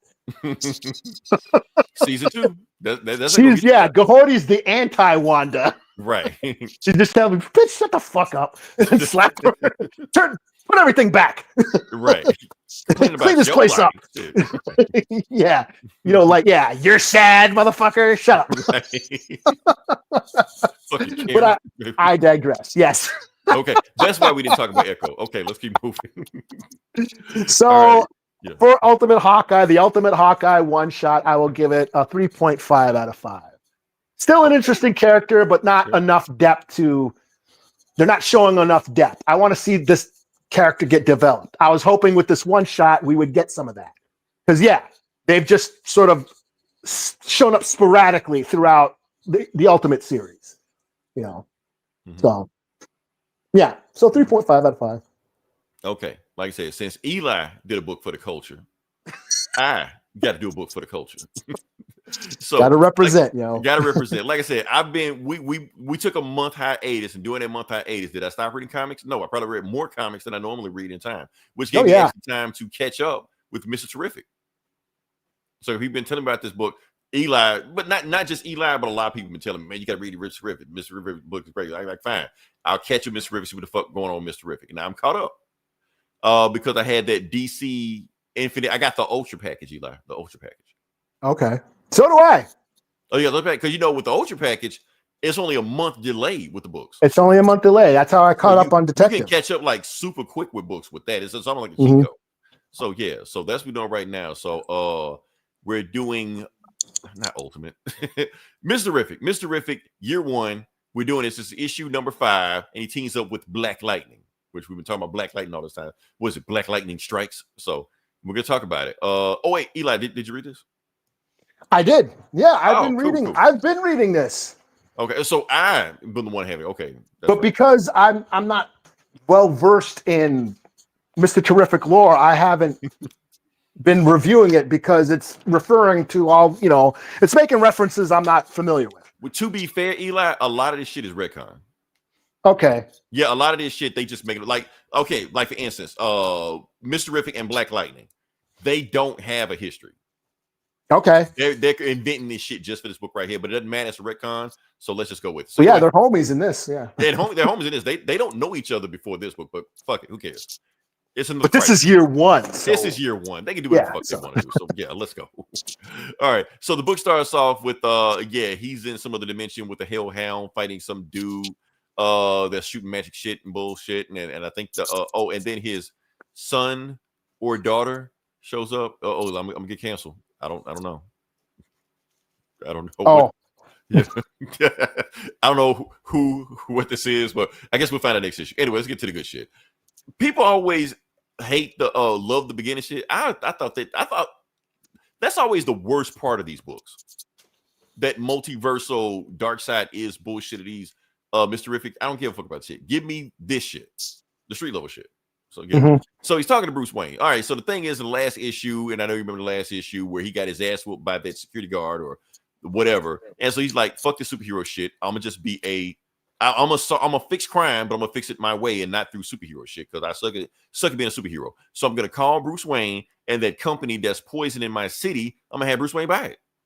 While Bruce Wayne's on the case right now, getting these gangsters and shit, And then he also calls. I think he calls the council person to basically block that because he's at legal battle with this chick called Athena Prescott. And he's trying to block her from opening up this power plant like in the middle of the city, really in the middle of the hood.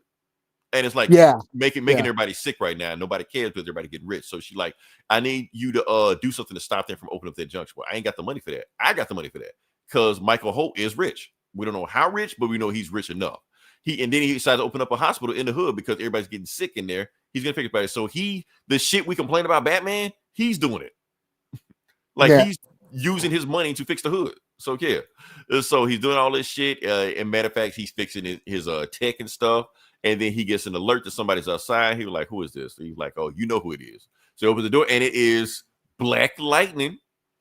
He like, "We need to talk." And he was like, "Man, stop floating in my house, man." Come to them. He was like, "Fine." Because like I said, they're homies. They know each other.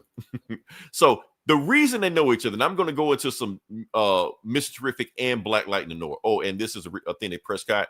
She actually jumped into a nuclear reactor last issue, but she's cool and fine because apparently she made a deal with Darkseid that we don't know about yet, but I'm pretty sure we're going to eventually find out about it. So, yeah. We're going to know. We're going to find out about it. It's going to be a thing. Hold on. Shit. Hold on. There we go. Okay. Where was I? Okay. So they're talking, and here's the thing. Okay. So this is some Black Lightning and Mr. Terrific lore. For some reason, both of them were Olympic decathletes in their origin. Why was that a thing with black superheroes in DC? I don't know. It's just a thing. So this writer, I can't remember the name of this writer, he decided to say, hey, since they're both Olympic decathletes, why don't they have been both in the same Olympic decathlete in the same year? And they were friends and they trained together. Like that just makes sense. Like, okay. Plus, so it was them and it was a third guy also. The third guy was that both of their best friends that died in either the last issue or the issue before then. And Black Lightning is here trying to find out what happened to his friend. He like, I fucked up. That's what Mr. River said. I fucked up. He was trying to do some shit for me because he was trying to stop them, and I didn't do anything. So he did it for me. I tried to save him. I got my ass kicked, and that's why I ain't being a superhero no more. You know. And basically, they kind of arguing because him and Black Lightning fell out years ago. Like after the decathlete, they were like best friends. There was the best man at his wedding, or at least he asked to be the best man at his wedding. But the thing is, when his powers got wonky and he asked Mr. Terrific for help, instead of Mr. Terrific treating him like a friend, he treated him like a lab rat. He treated him like a science experiment. And he didn't like that. I can't use for help, man. Not this bullshit you doing. He like, well, you using powers wrong. And they kind of fell out, but now they're trying to, make amends, because their friend died, So meanwhile, while this power plant is about to open in like a few hours or some shit like that, and Athena Prescott is there, and she not telling anybody that her hand is glowing and shit, but she didn't tell, look, I don't give a fuck. I got to be here to see this thing open up, because if I don't, Darkseid's going to kill my ass. So, yeah. So while she's doing all that, that's when her main security guard in the last issue that she fired decided to shoot that bitch up. So blows up, sets up the power plant, starts shooting in the middle of the crowd, smoke bombs, bam, bam, bam, mass shooter. And while they hugging it out and all stuff like that, then they get an alert that weird shit going on downtown at the Nexus plant. And he was like, I'm going down there, but I want Mr. T down there with me. He's like, I gave it the superhero shit. I don't give a fuck. You coming down there and fixing your shit. He's like, fine. So they decide to go down and hero up. Like I said, that's his friend that that died in the other issue trying to be a superhero. So yeah. So they made up. They're going downtown. Comrade still bam, bam, bam, still shooting, basically active shooter. Nobody stopping him. And then he sees this car. He shoots at it, but it gets blocked by electric magnetic shields and shit like that. And then bam, you get this awesome panel right here. This is a splash page, Eli. Right here. Mm-hmm. This is a meme. Mr. Terrific and Black Lightning. They like, okay, you go high, I go low. So two of them together, they can easily take this guy out. But the thing is, he's ready for him. So he sets off another explosion in the power plant. So Black Lightning got to go fix the power plant. He like, I'll take this guy. He like, are you sure? Because you kicked your ass last time. He like, no, don't worry about it. I got this guy. So they fight. He like, yeah, let's go. So they fight it again. Meanwhile, Black Lightning is trying to redirect the power in the power plant. And the Cormorant, I think the guy's name is, beating Mr. Terrific's ass again, fucking him up. And he was like, man, I want to thank you. Oh, and he said, I want to thank you. You're like, what, for kicking your ass? Like, nah, for showing me that for guys like you need an equal and opposite reaction. And then that's when Black Lightning decides to redirect the power to that next plant. The whole thing they were trying to stop, he directs the power to Athena Prescott's company, So now it's active. And then that's when, so instead of Mr. Terrific fighting the guy one-on-one, he decides to use his T-Spears and beat his ass. He wasn't doing it last time. So now you got the T-Spears, bam, bam, bam, fucking him up, bam, bam, bam, fucking him up. He was like, and then put hands on him. He was like that. And you see, that's why you need guys like me to stop you. You want to know why? Because I'm the goddamn Mr. Terrific. Mean. There you go. And then you got Black Lightning and Mr. Terrific, another hero pose. Good. The fight's over. Meanwhile, they don't see Athena Prescott blowing up like a super standing behind them, ready to fuck shit up. To be continued. It's not over. So yeah, that's the book. So yeah, this book is awesome. I should have been reading it. My fault, y'all. I apologize. Eli put me on. I should have kept it going. So yeah. Hold on. Let me see what we got here. What's it called? What a chameleon can't change colors. You got me. I walked into that one. I'm not gonna read that, but yeah. All right. So here's my thing, Eli. Mr. Terrific is hot right now. He's hot in these streets.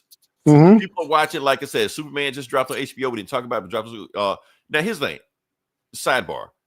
When I announce that a movie is out and y'all don't like the movie, y'all don't have to get mad at me because y'all don't like the movie. Leroy, what the fuck? This movie fucking sucked. Like, I just told you the movie was out. I didn't give a rating or anything like that. The movie's just out. Don't get mad at me. It's like that. But the point is, no matter what people thought about the movie, everybody is agreeing that everybody loved Mr. Terrific. So my thing is this: if they were to adapt this comic into a live-action theatrical movie, it would sell like crazy. I'm telling you right now. I know James Gunn is scared because he's scared like new characters don't sell. Mr. Terrific got heat. He never had heat before. He's got heat. He was on 9 seasons of CW. Nobody gave a shit about him on that show. Yeah, that's what I remember him from. Right, that's what I'm saying. But now he's got heat. So if you take that same actor, give him this backstory, have Black Lightning show up, have Jon Stewart show up, have just the Black Justice League show up, just sit back and just make the money rake in. That's it. So yeah. Overall, like, a bunch of splash pages, awesome iconic scenes in this. 4.5 out of 5. I'm gonna give it that one. So I'm good with this one. So yeah. What you got? Should I do detective? Let's do it. I see that you just jumped on this now. Yeah, well, during our hiatus, I got caught up. I got caught up on Tom Taylor's detective run, and I'm glad I did because it's great. It's been really good. This is the type of Batman I enjoy. Just back to the streets, solving crimes, detecting. He is detecting. It's called Detective Comics. So yeah. Yes, he is trying to solve crimes. So this kicks off a new arc, 1101. And basically, Batman finds a boat, like a ghost ship, where everybody's dead on board, and it turns out that they were like fighting each other, and yeah, like they looked like it was like they all beat the shit out of each other, and it turns that Oracle basically says, yeah. It looks like this. He takes samples, and it's basically like there's some sort of enzyme, this sort of toxin that basically renders people fearless, so they don't have any fear. They don't have the fear response, and that's what happened to all these people that are dead. And then he finds a kid, a kid in the bottom. He's the only survivor, is his child in the below the deck of the ship. And it turns out his father, there was a flashback in the beginning where his father was on the run, was a criminal who was on the run. And he said, "Don't worry, son, I'm going to save you, and you won't have to be scared ever again." And then it cuts to Batman finding all these dead people on this boat and finding the kid in the basement or below deck. So yeah, then we cut to Oracle doing all the analyzing, and she's taking samples, and then she tells Batman, like, "Yo, that toxin that makes that makes people not have any fear? Well, it turns out you're infected with it now." And that's where it ends. To be continued. So I thought this was cool. Tom Taylor, y'all, he's taken over Detective Comics, and it's been really cool. And this is the new arc. And I'm on board. Like I'm glad to have Mike Janning still the artist. It doesn't look like it feel like a new artist. It is Michael Janning. Yeah, still him. Okay, yeah, yep. He's up. What he on Nightwing? No, that wasn't Nightwing. Who was that? I know who you're talking about. But yeah. But yo, this is great. This is 4 out of 5. Batman being a detective, solving crimes and getting into some shit. So yeah, I'm glad to have Batman, like regular Batman. Like I've been reading Absolute Batman, and it's a weird, Elseworld, version of Batman, which is fun, a lot of fun. But I haven't read like straight up Batman in a while. Like I dropped Chip Zdarsky's run. I dropped Ram V's detective run. So it's been like a couple years where I haven't been on the main Batman book. What about Matt Fraction? Yeah, I read that like a week or two ago. Yeah, so yeah, I'm basically back on Batman now. Okay, you had to wait for the other guys to get away from it. So yeah. I read the Fraction book, which I thought was good, and I'm on this. So yeah, I like I said, it's good to have Batman back in my life. Okay. So yeah, 4 out of 5. Hey, Jeff Loeb is coming back. I haven't read that. No, they will say enjoy it while it lasts, Eli, because he's coming back. No, I heard about that. Okay. Yeah, I did hear about that. You're like, oh shit, he's back. Okay. But no, it's like only for a few issues, then Fraction's taken back over. Then Fraction take back. Yeah. So we just got to suffer through that shit. So yeah. All right. So the next book I'm going to do, I don't know if you read this, Eli, Ultimate Spider-Man number 21. I did. Okay. All right. Big week, man. It was a big week. A lot of stuff coming out. So a Spider-Man book without Spider-Man. I think he's in it for a panel. Was he in it? Was he just in the intro, like the character page, like who's in the book? I think he's in one panel in the background of his own book. So yeah, so let's go to right now. So yeah, so we got and Bullseye's on the cover. Bullseye ain't in it. So yeah, it's basically definitely giving you a misdirection. But you know what? I still like this book. Yeah, it's a bait and switch. But yeah, I still enjoy this book, and it's still an interesting story. So we're just gonna go into it and see what's going on. So yeah, so the book starts off with we're in September, and I just love these channels stuff like that. So yeah, all right. So the book starts off in September, and you got James Wesley. James Wesley is Kingpin's right-hand man. You know, he was in the Netflix show, but I think he died in the first season. I think maybe I don't know. Oh, the Daredevil. And Daredevil, yeah, Netflix show, yeah. He was in the Ben Affleck one too. But anyway, I digress. Point is, he's in. But not the same actor, though, right? No, not the same actor. No, yeah, was he? I was like, really? The character was in it, but yeah. But anyway, a bum walks into him. He like, can you experience a change? He was like, man, take care of this guy. He like, gladly, and punches him. His own security punches him in the chest, you know, and then throws him in the trunk, and then drives off with him. And we find out who's in there, and then he's tied up, and he takes off because he's about to get tortured and shit. And of course, we know it's Mr. Negative. Mr. Negative is there torturing him, even though Mr. Negative technically works for Wesley's boss, the Kingpin. Obviously, he's turning on him. So yeah, and then we get some backstory on him. He was like, oh, and apparently it's more than one Bullseyes. The main Bullseye got his eye ripped off, so the guys that work for Bullseye ripped their own eye out. Yeah, but Mr. Negative mind control. This guy made him shoot himself. So yeah, he was like, and you're gonna make me do whatever I want to do also. And then we get some backstory on Mr. Negative, what he did.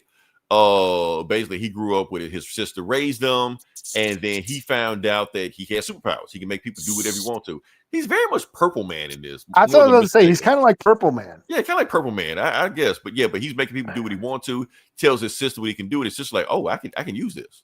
So she makes him go, and he's like, okay, I'm taking over your business. If you don't like it, you can leave.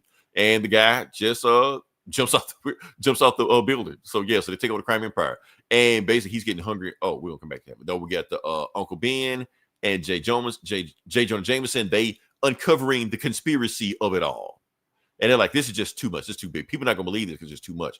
We need a thread. We need one thing for people to follow this rabbit hole down. They're like, we got it, and we're gonna follow this guy, and it is Kingpin. Yeah, so that's not going to end well for them. So yeah, but we'll come back to them later on. And Harry Osborn, Harry Osborn, one of the Osborns. That guy was doing some shady shit. Whatever. Who cares? Moving on past that.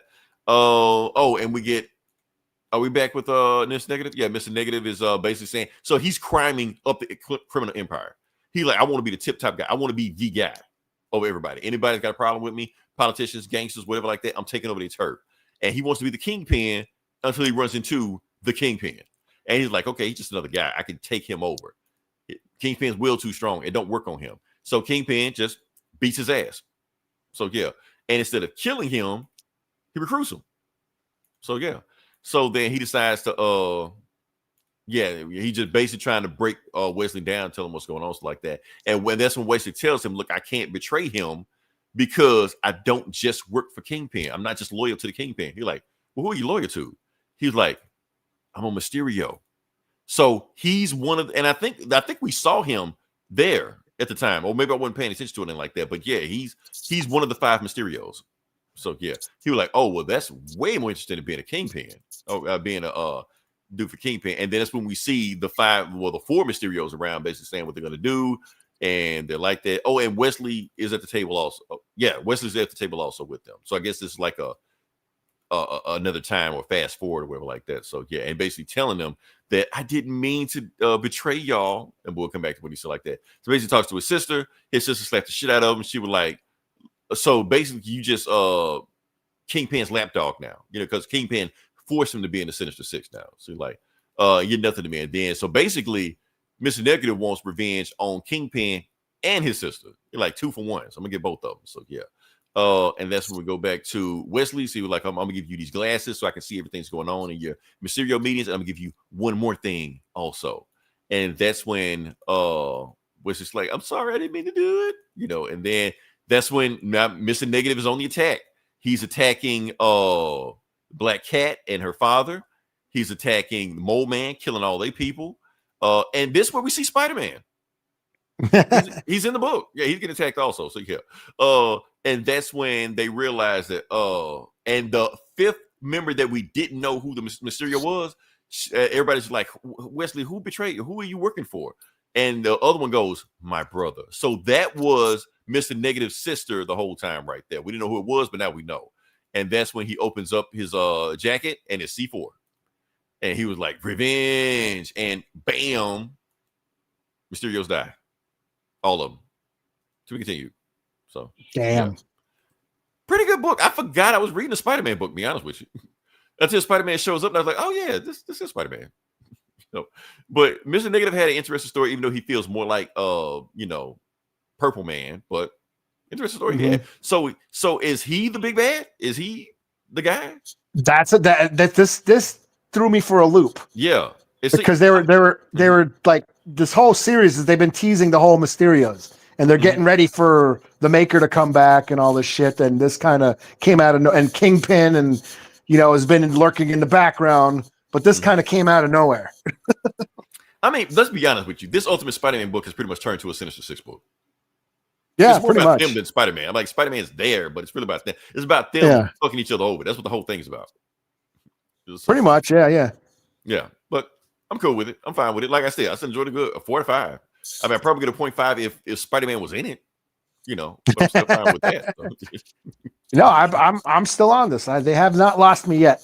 This book. Yeah. Plus, we're in the end game now, Eli. This book is almost wrapped up. So yeah. So, all right. So, back to you. What you got? I'll do that. Skinbreaker #1. Okay. The new Robert Kirkman book. A writer some people might have heard of. The little indie writer. Yeah, I hope that guy. Yes, who's creator of some other comics that got turned into TV shows people may have seen. So right. So this is ahead of him, but yeah. So this is Skinbreaker #1, Robert Kirkman's new book. It's about like a race of orcs, like this tribe of orcs. And they're having like a power struggle over who's going to become the new king or chief or whatever of the tribe.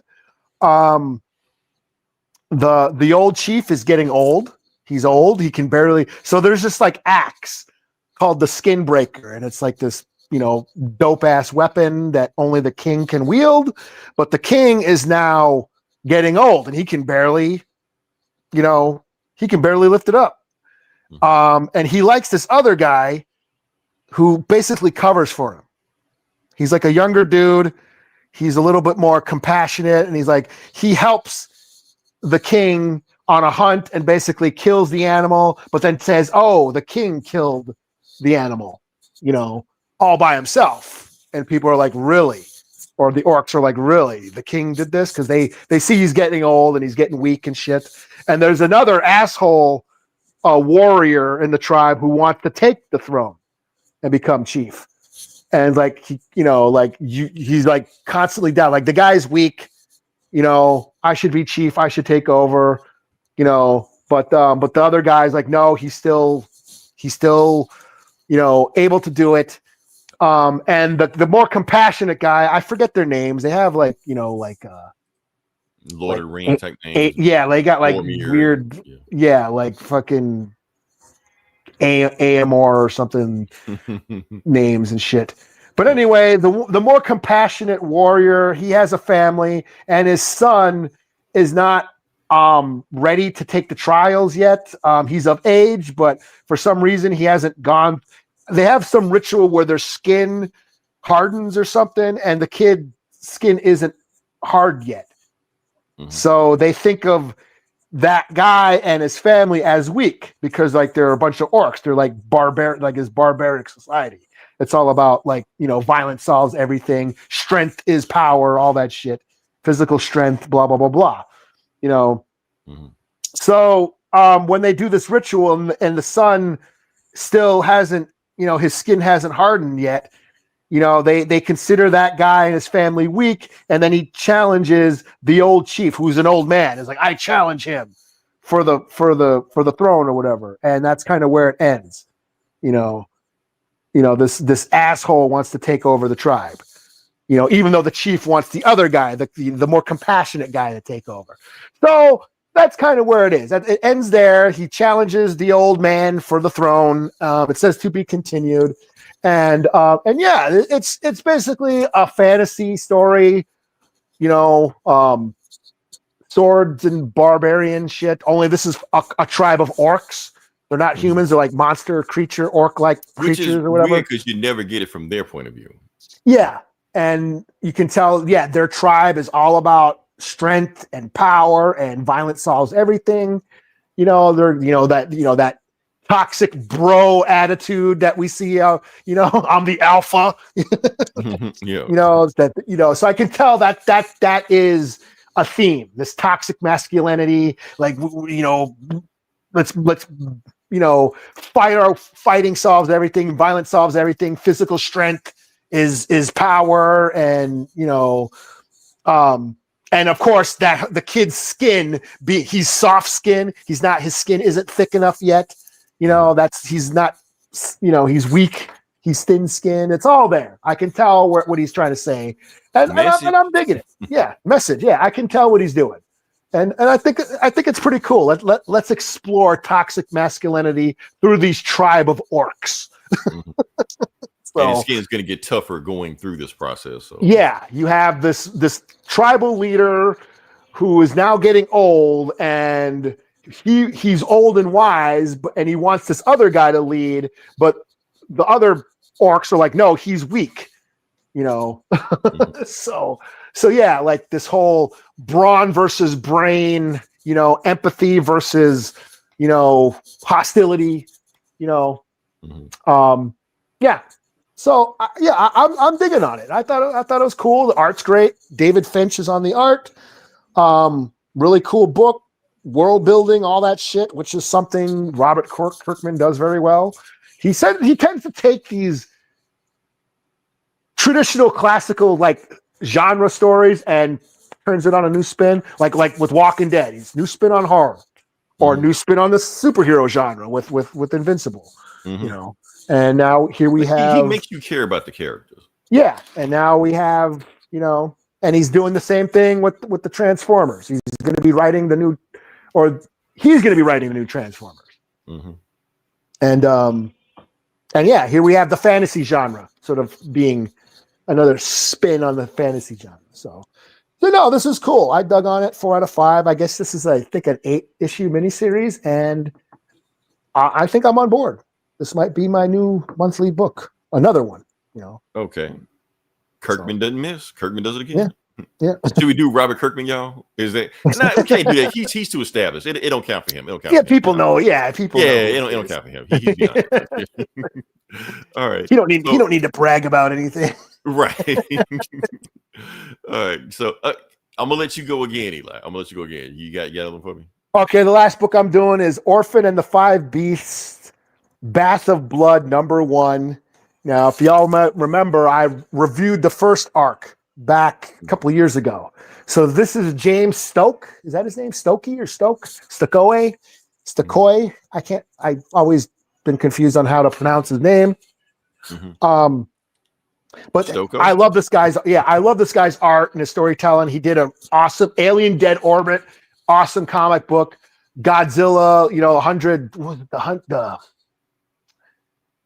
He did a Godzilla. He did a bunch of cool Godzilla books over at IDW. His dope ass art. And then he did Orphan and the Five Beasts, the first arc, which is basically a kung fu, Shaw Brothers kind of story. You have a kung fu master who is dying and tells their last student, like, yo, I trained these other 5 students, but they've basically become evil, and you need to go and take them all out. So the orphan, her name is Orphan Mo, she goes out to find the 5 deadly venoms. Yes, it's another version of the 5 deadly venoms, which is another one of my favorite kung fu movies of all time. Yeah, so the first arc is she takes out 2 of them. And then this new arc, she's still got to take out the other 3. So this continues. She's still searching for the others, and she comes across some generals and and bandits on the way, and somehow one of the guy that she killed last time, he's still alive, even though she chopped him up. His hand is crawling around. Oh, so still his hand got feeling it? Okay. Yeah, it's funny. It's like the last issue of the first story arc. He was like a cook, and he was like cooking people and shit. And then she chopped him up and threw him in the pot.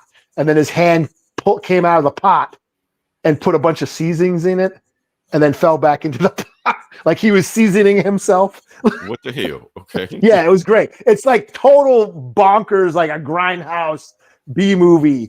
Just over the top action. Of course, the art is awesome, highly detailed, violent, visceral art, and it's just a really crazy story. And if you're a fan of like Kung Fu and Hong Kong flicks and martial arts and wuxia films, this is great. So this is, I'll give it a 4 out of 5. 4 out of 5. Okay, nice. All right. First issue in this story, right? Yeah, on the new arc. The new arc, gotcha. The Bath of Blood, arc. So. Okay, cool. What was I doing? Okay, all right. So, like I said, that was Eli's last book. This is gonna be my last book I'm doing right here. All right. So the book I'm going to do, this is a classic book that I've been wanting to do for the longest, and people have been saying this is the most confusing DC book ever made. So I wanted to tackle it and see if I can break this bad boy down for you, Eli. So doing our hiatus, we're doing Final Crisis. Final Crisis number 1.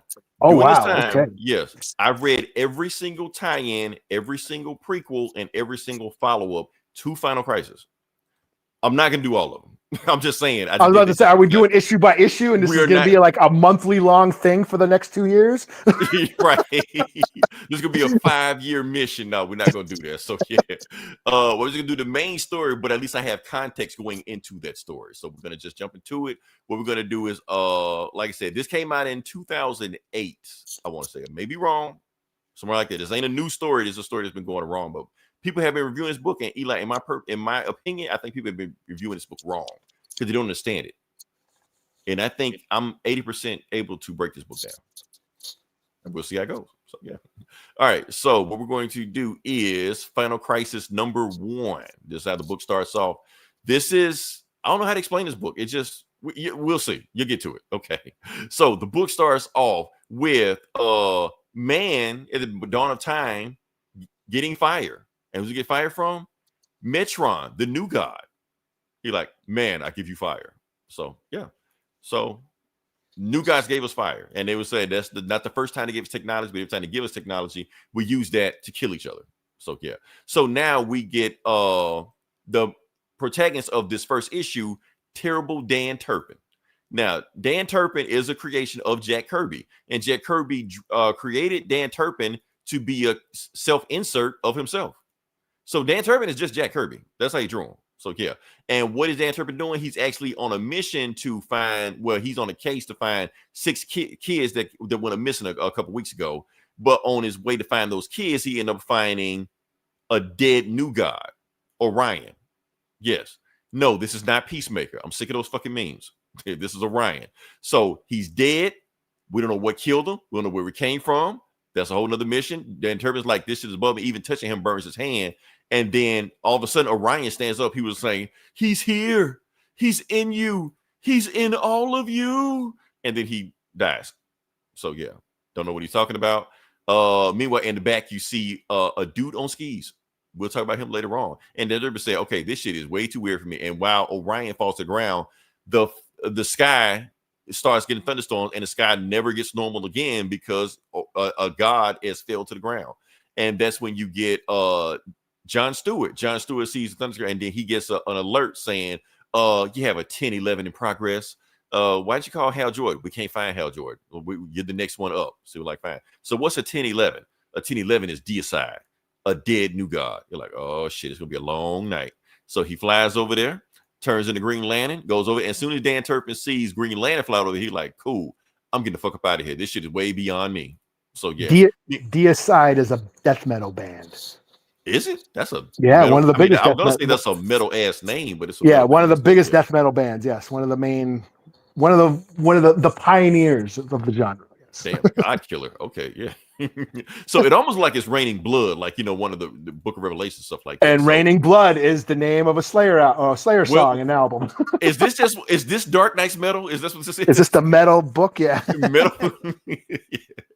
All right. So anyway, so Dan Turpin is back on the mission to find those kids, and he runs into the Question. That is Renee Montoya. And he was like, wait a minute. I thought the Question was a dude. And she's like, he died. And like, how? From lung cancer. And while he's saying that, Dan Turpin smokes some cigarette. He's like, pussy. He's like, so look, I got information for you. You want to find the kids? I know where the kids are. You want to go to this location right here, to this club. And he hands a flyer to Club Darkside. Okay, we're gonna get back to it. You're like, okay, I'm gonna head to there. So that's when Jon Stewart has like quarantine off the area, and then Hal Jordan finally shows up. He was like, Hal Jordan, where the fuck you been at? Let me guess, blonde or redhead? And Hal Jordan's like, John, I don't have time for this shit. What we got? He was like, man, we got a dead god right here, man. This is a big story. Like, you know this guy? He's like, yeah, that's Orion. Like, that's like the head new god. That's the dog of war, So this is bad. So we need to call some people. Look, tell you what, you call the Justice League, I'll call the Guardians, and we're gonna see what they want us to do from there. Okay, cool. So they call the Guardians. The Guardians are like, oh, we got a dead new god on planet Earth right now. Okay, quarantine the area. Like, how big? The whole planet. Quarantine the planet. Nobody in or out. That's it. As a matter of fact, I'm sending an Alpha Landing over there to oversee this whole thing. Y'all ain't in charge no more. Y'all gonna take orders from her. And I'm sending over there right now while y'all quarantine the Earth. So yeah. So meanwhile, they're doing all that. That's when I'm skipping this. I don't care about Metron. Okay. So now we're gonna cut to the Legion of Doom. And Lex Luthor is talking to a guy. So why should we follow you? Because Lex Luthor isn't in charge. The guy he's talking to is Libra. Now, who the fuck is Libra? Libra is a 1960 Justice League villain.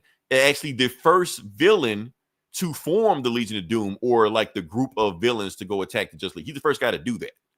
And he became so powerful, he actually beat the Justice League. It became so powerful, he became a god and just floated away. And nobody's seen him since then. But now he's back. How to get back? They'll explain this shit later on. So he's basically saying that he is going to wish, if you join his Legion of Doom, he will grant you your greatest wish. Whatever you want, he would do it. Lex Luthor, you want Superman dead? I'll do it. You can dance on his grave for all I care about. You're like, man, you can't do that. If I can't do it, how you can do it? Oh, you want me to prove it? I can prove anything. See the human flame right here? He came to me first, so I'm going to grant his wish first. He's Martian Manhunter's main bad guy. So watch this. And that's, and he's like, well, why do you want to do this? I want to end superheroes. I want them out of here. So yeah. So who they bring out? Martian Manhunter. He was like, watch this. And he turns his stick or flame, whatever that, into fire, and bam, kills Martian Manhunter. Dead. Out of there. They'll come back to the New 52. So yeah, which is like a few years later anyway. So yeah.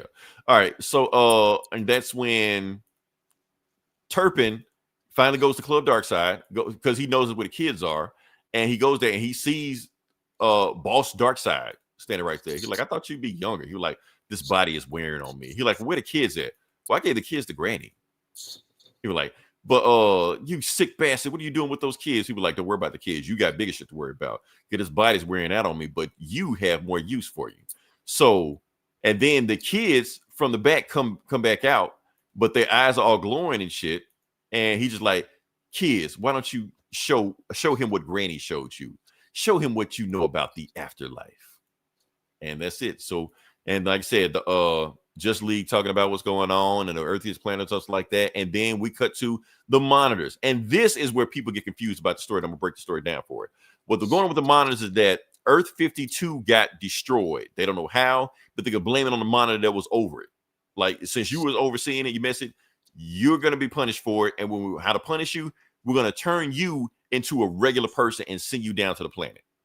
So, and that's it. So, and then the other monitors that don't know what's going on, they feel bad for them. They feel sorry for them. It's like, why do we feel sorry? We're monitors. We're, hyper beings. We shouldn't feel emotions or anything like that. And that's when the other monitor says the reason we feel like that, because even though we're supposed to oversee the story, we're becoming too attached to the story. We're getting too involved to the story. This is Grant Morrison's interpretation of the DC editors. That's what they yeah. So then what happens is that monitor that fell to Earth. And then Commandy from Commandy.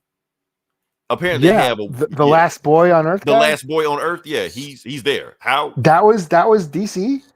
Yeah, Jack Kirby. Okay. Yeah. No, I thought he was in Marvel. Jack Kirby creation. Yeah. No, I thought he was in Marvel, but whatever. Okay. No, he's in it. You may be talking about Moon Boy or some shit like that.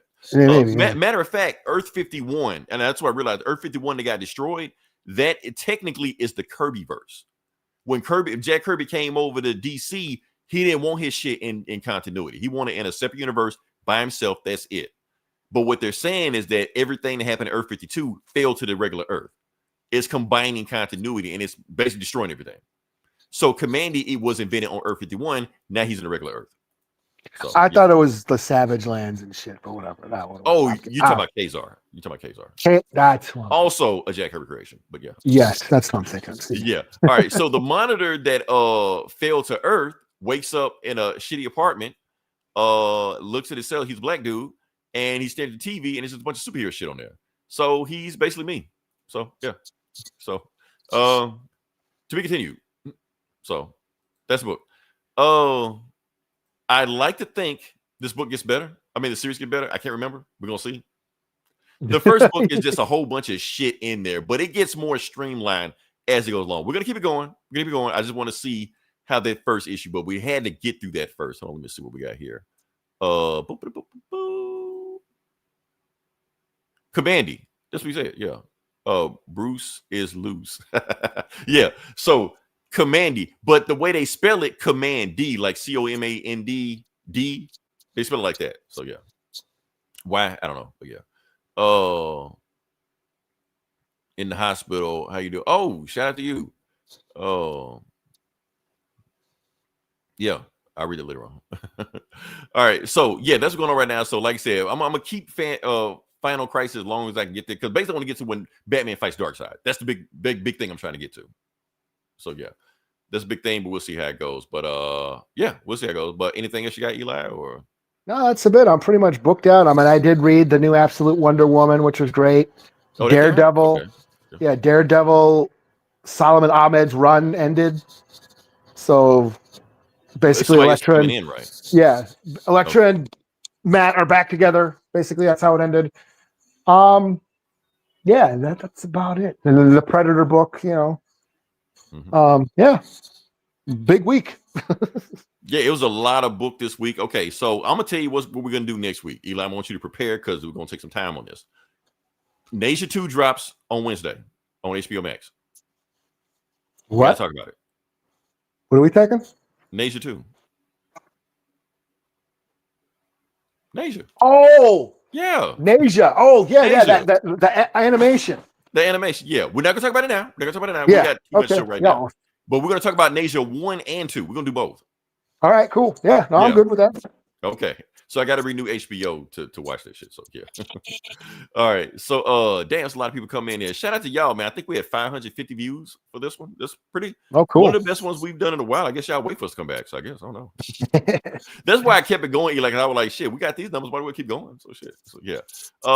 Like I said, next week, stay tuned for Nate. Trust me, you never heard of the movie. You want to hear about this movie. We're gonna talk about it. It's a big fucking deal. So, the first one's on Tubi and like the Netflix first one's on Tubi. Yeah. I watched it on some weird ass site that I can't remember on, but I'll probably write my nose down like that. But Nasia 2, y'all watch it and we'll all talk about it. Everybody, we'll have a conference call on it, a Zoom meeting or some shit. Until then, this is Leroy. This is Eli.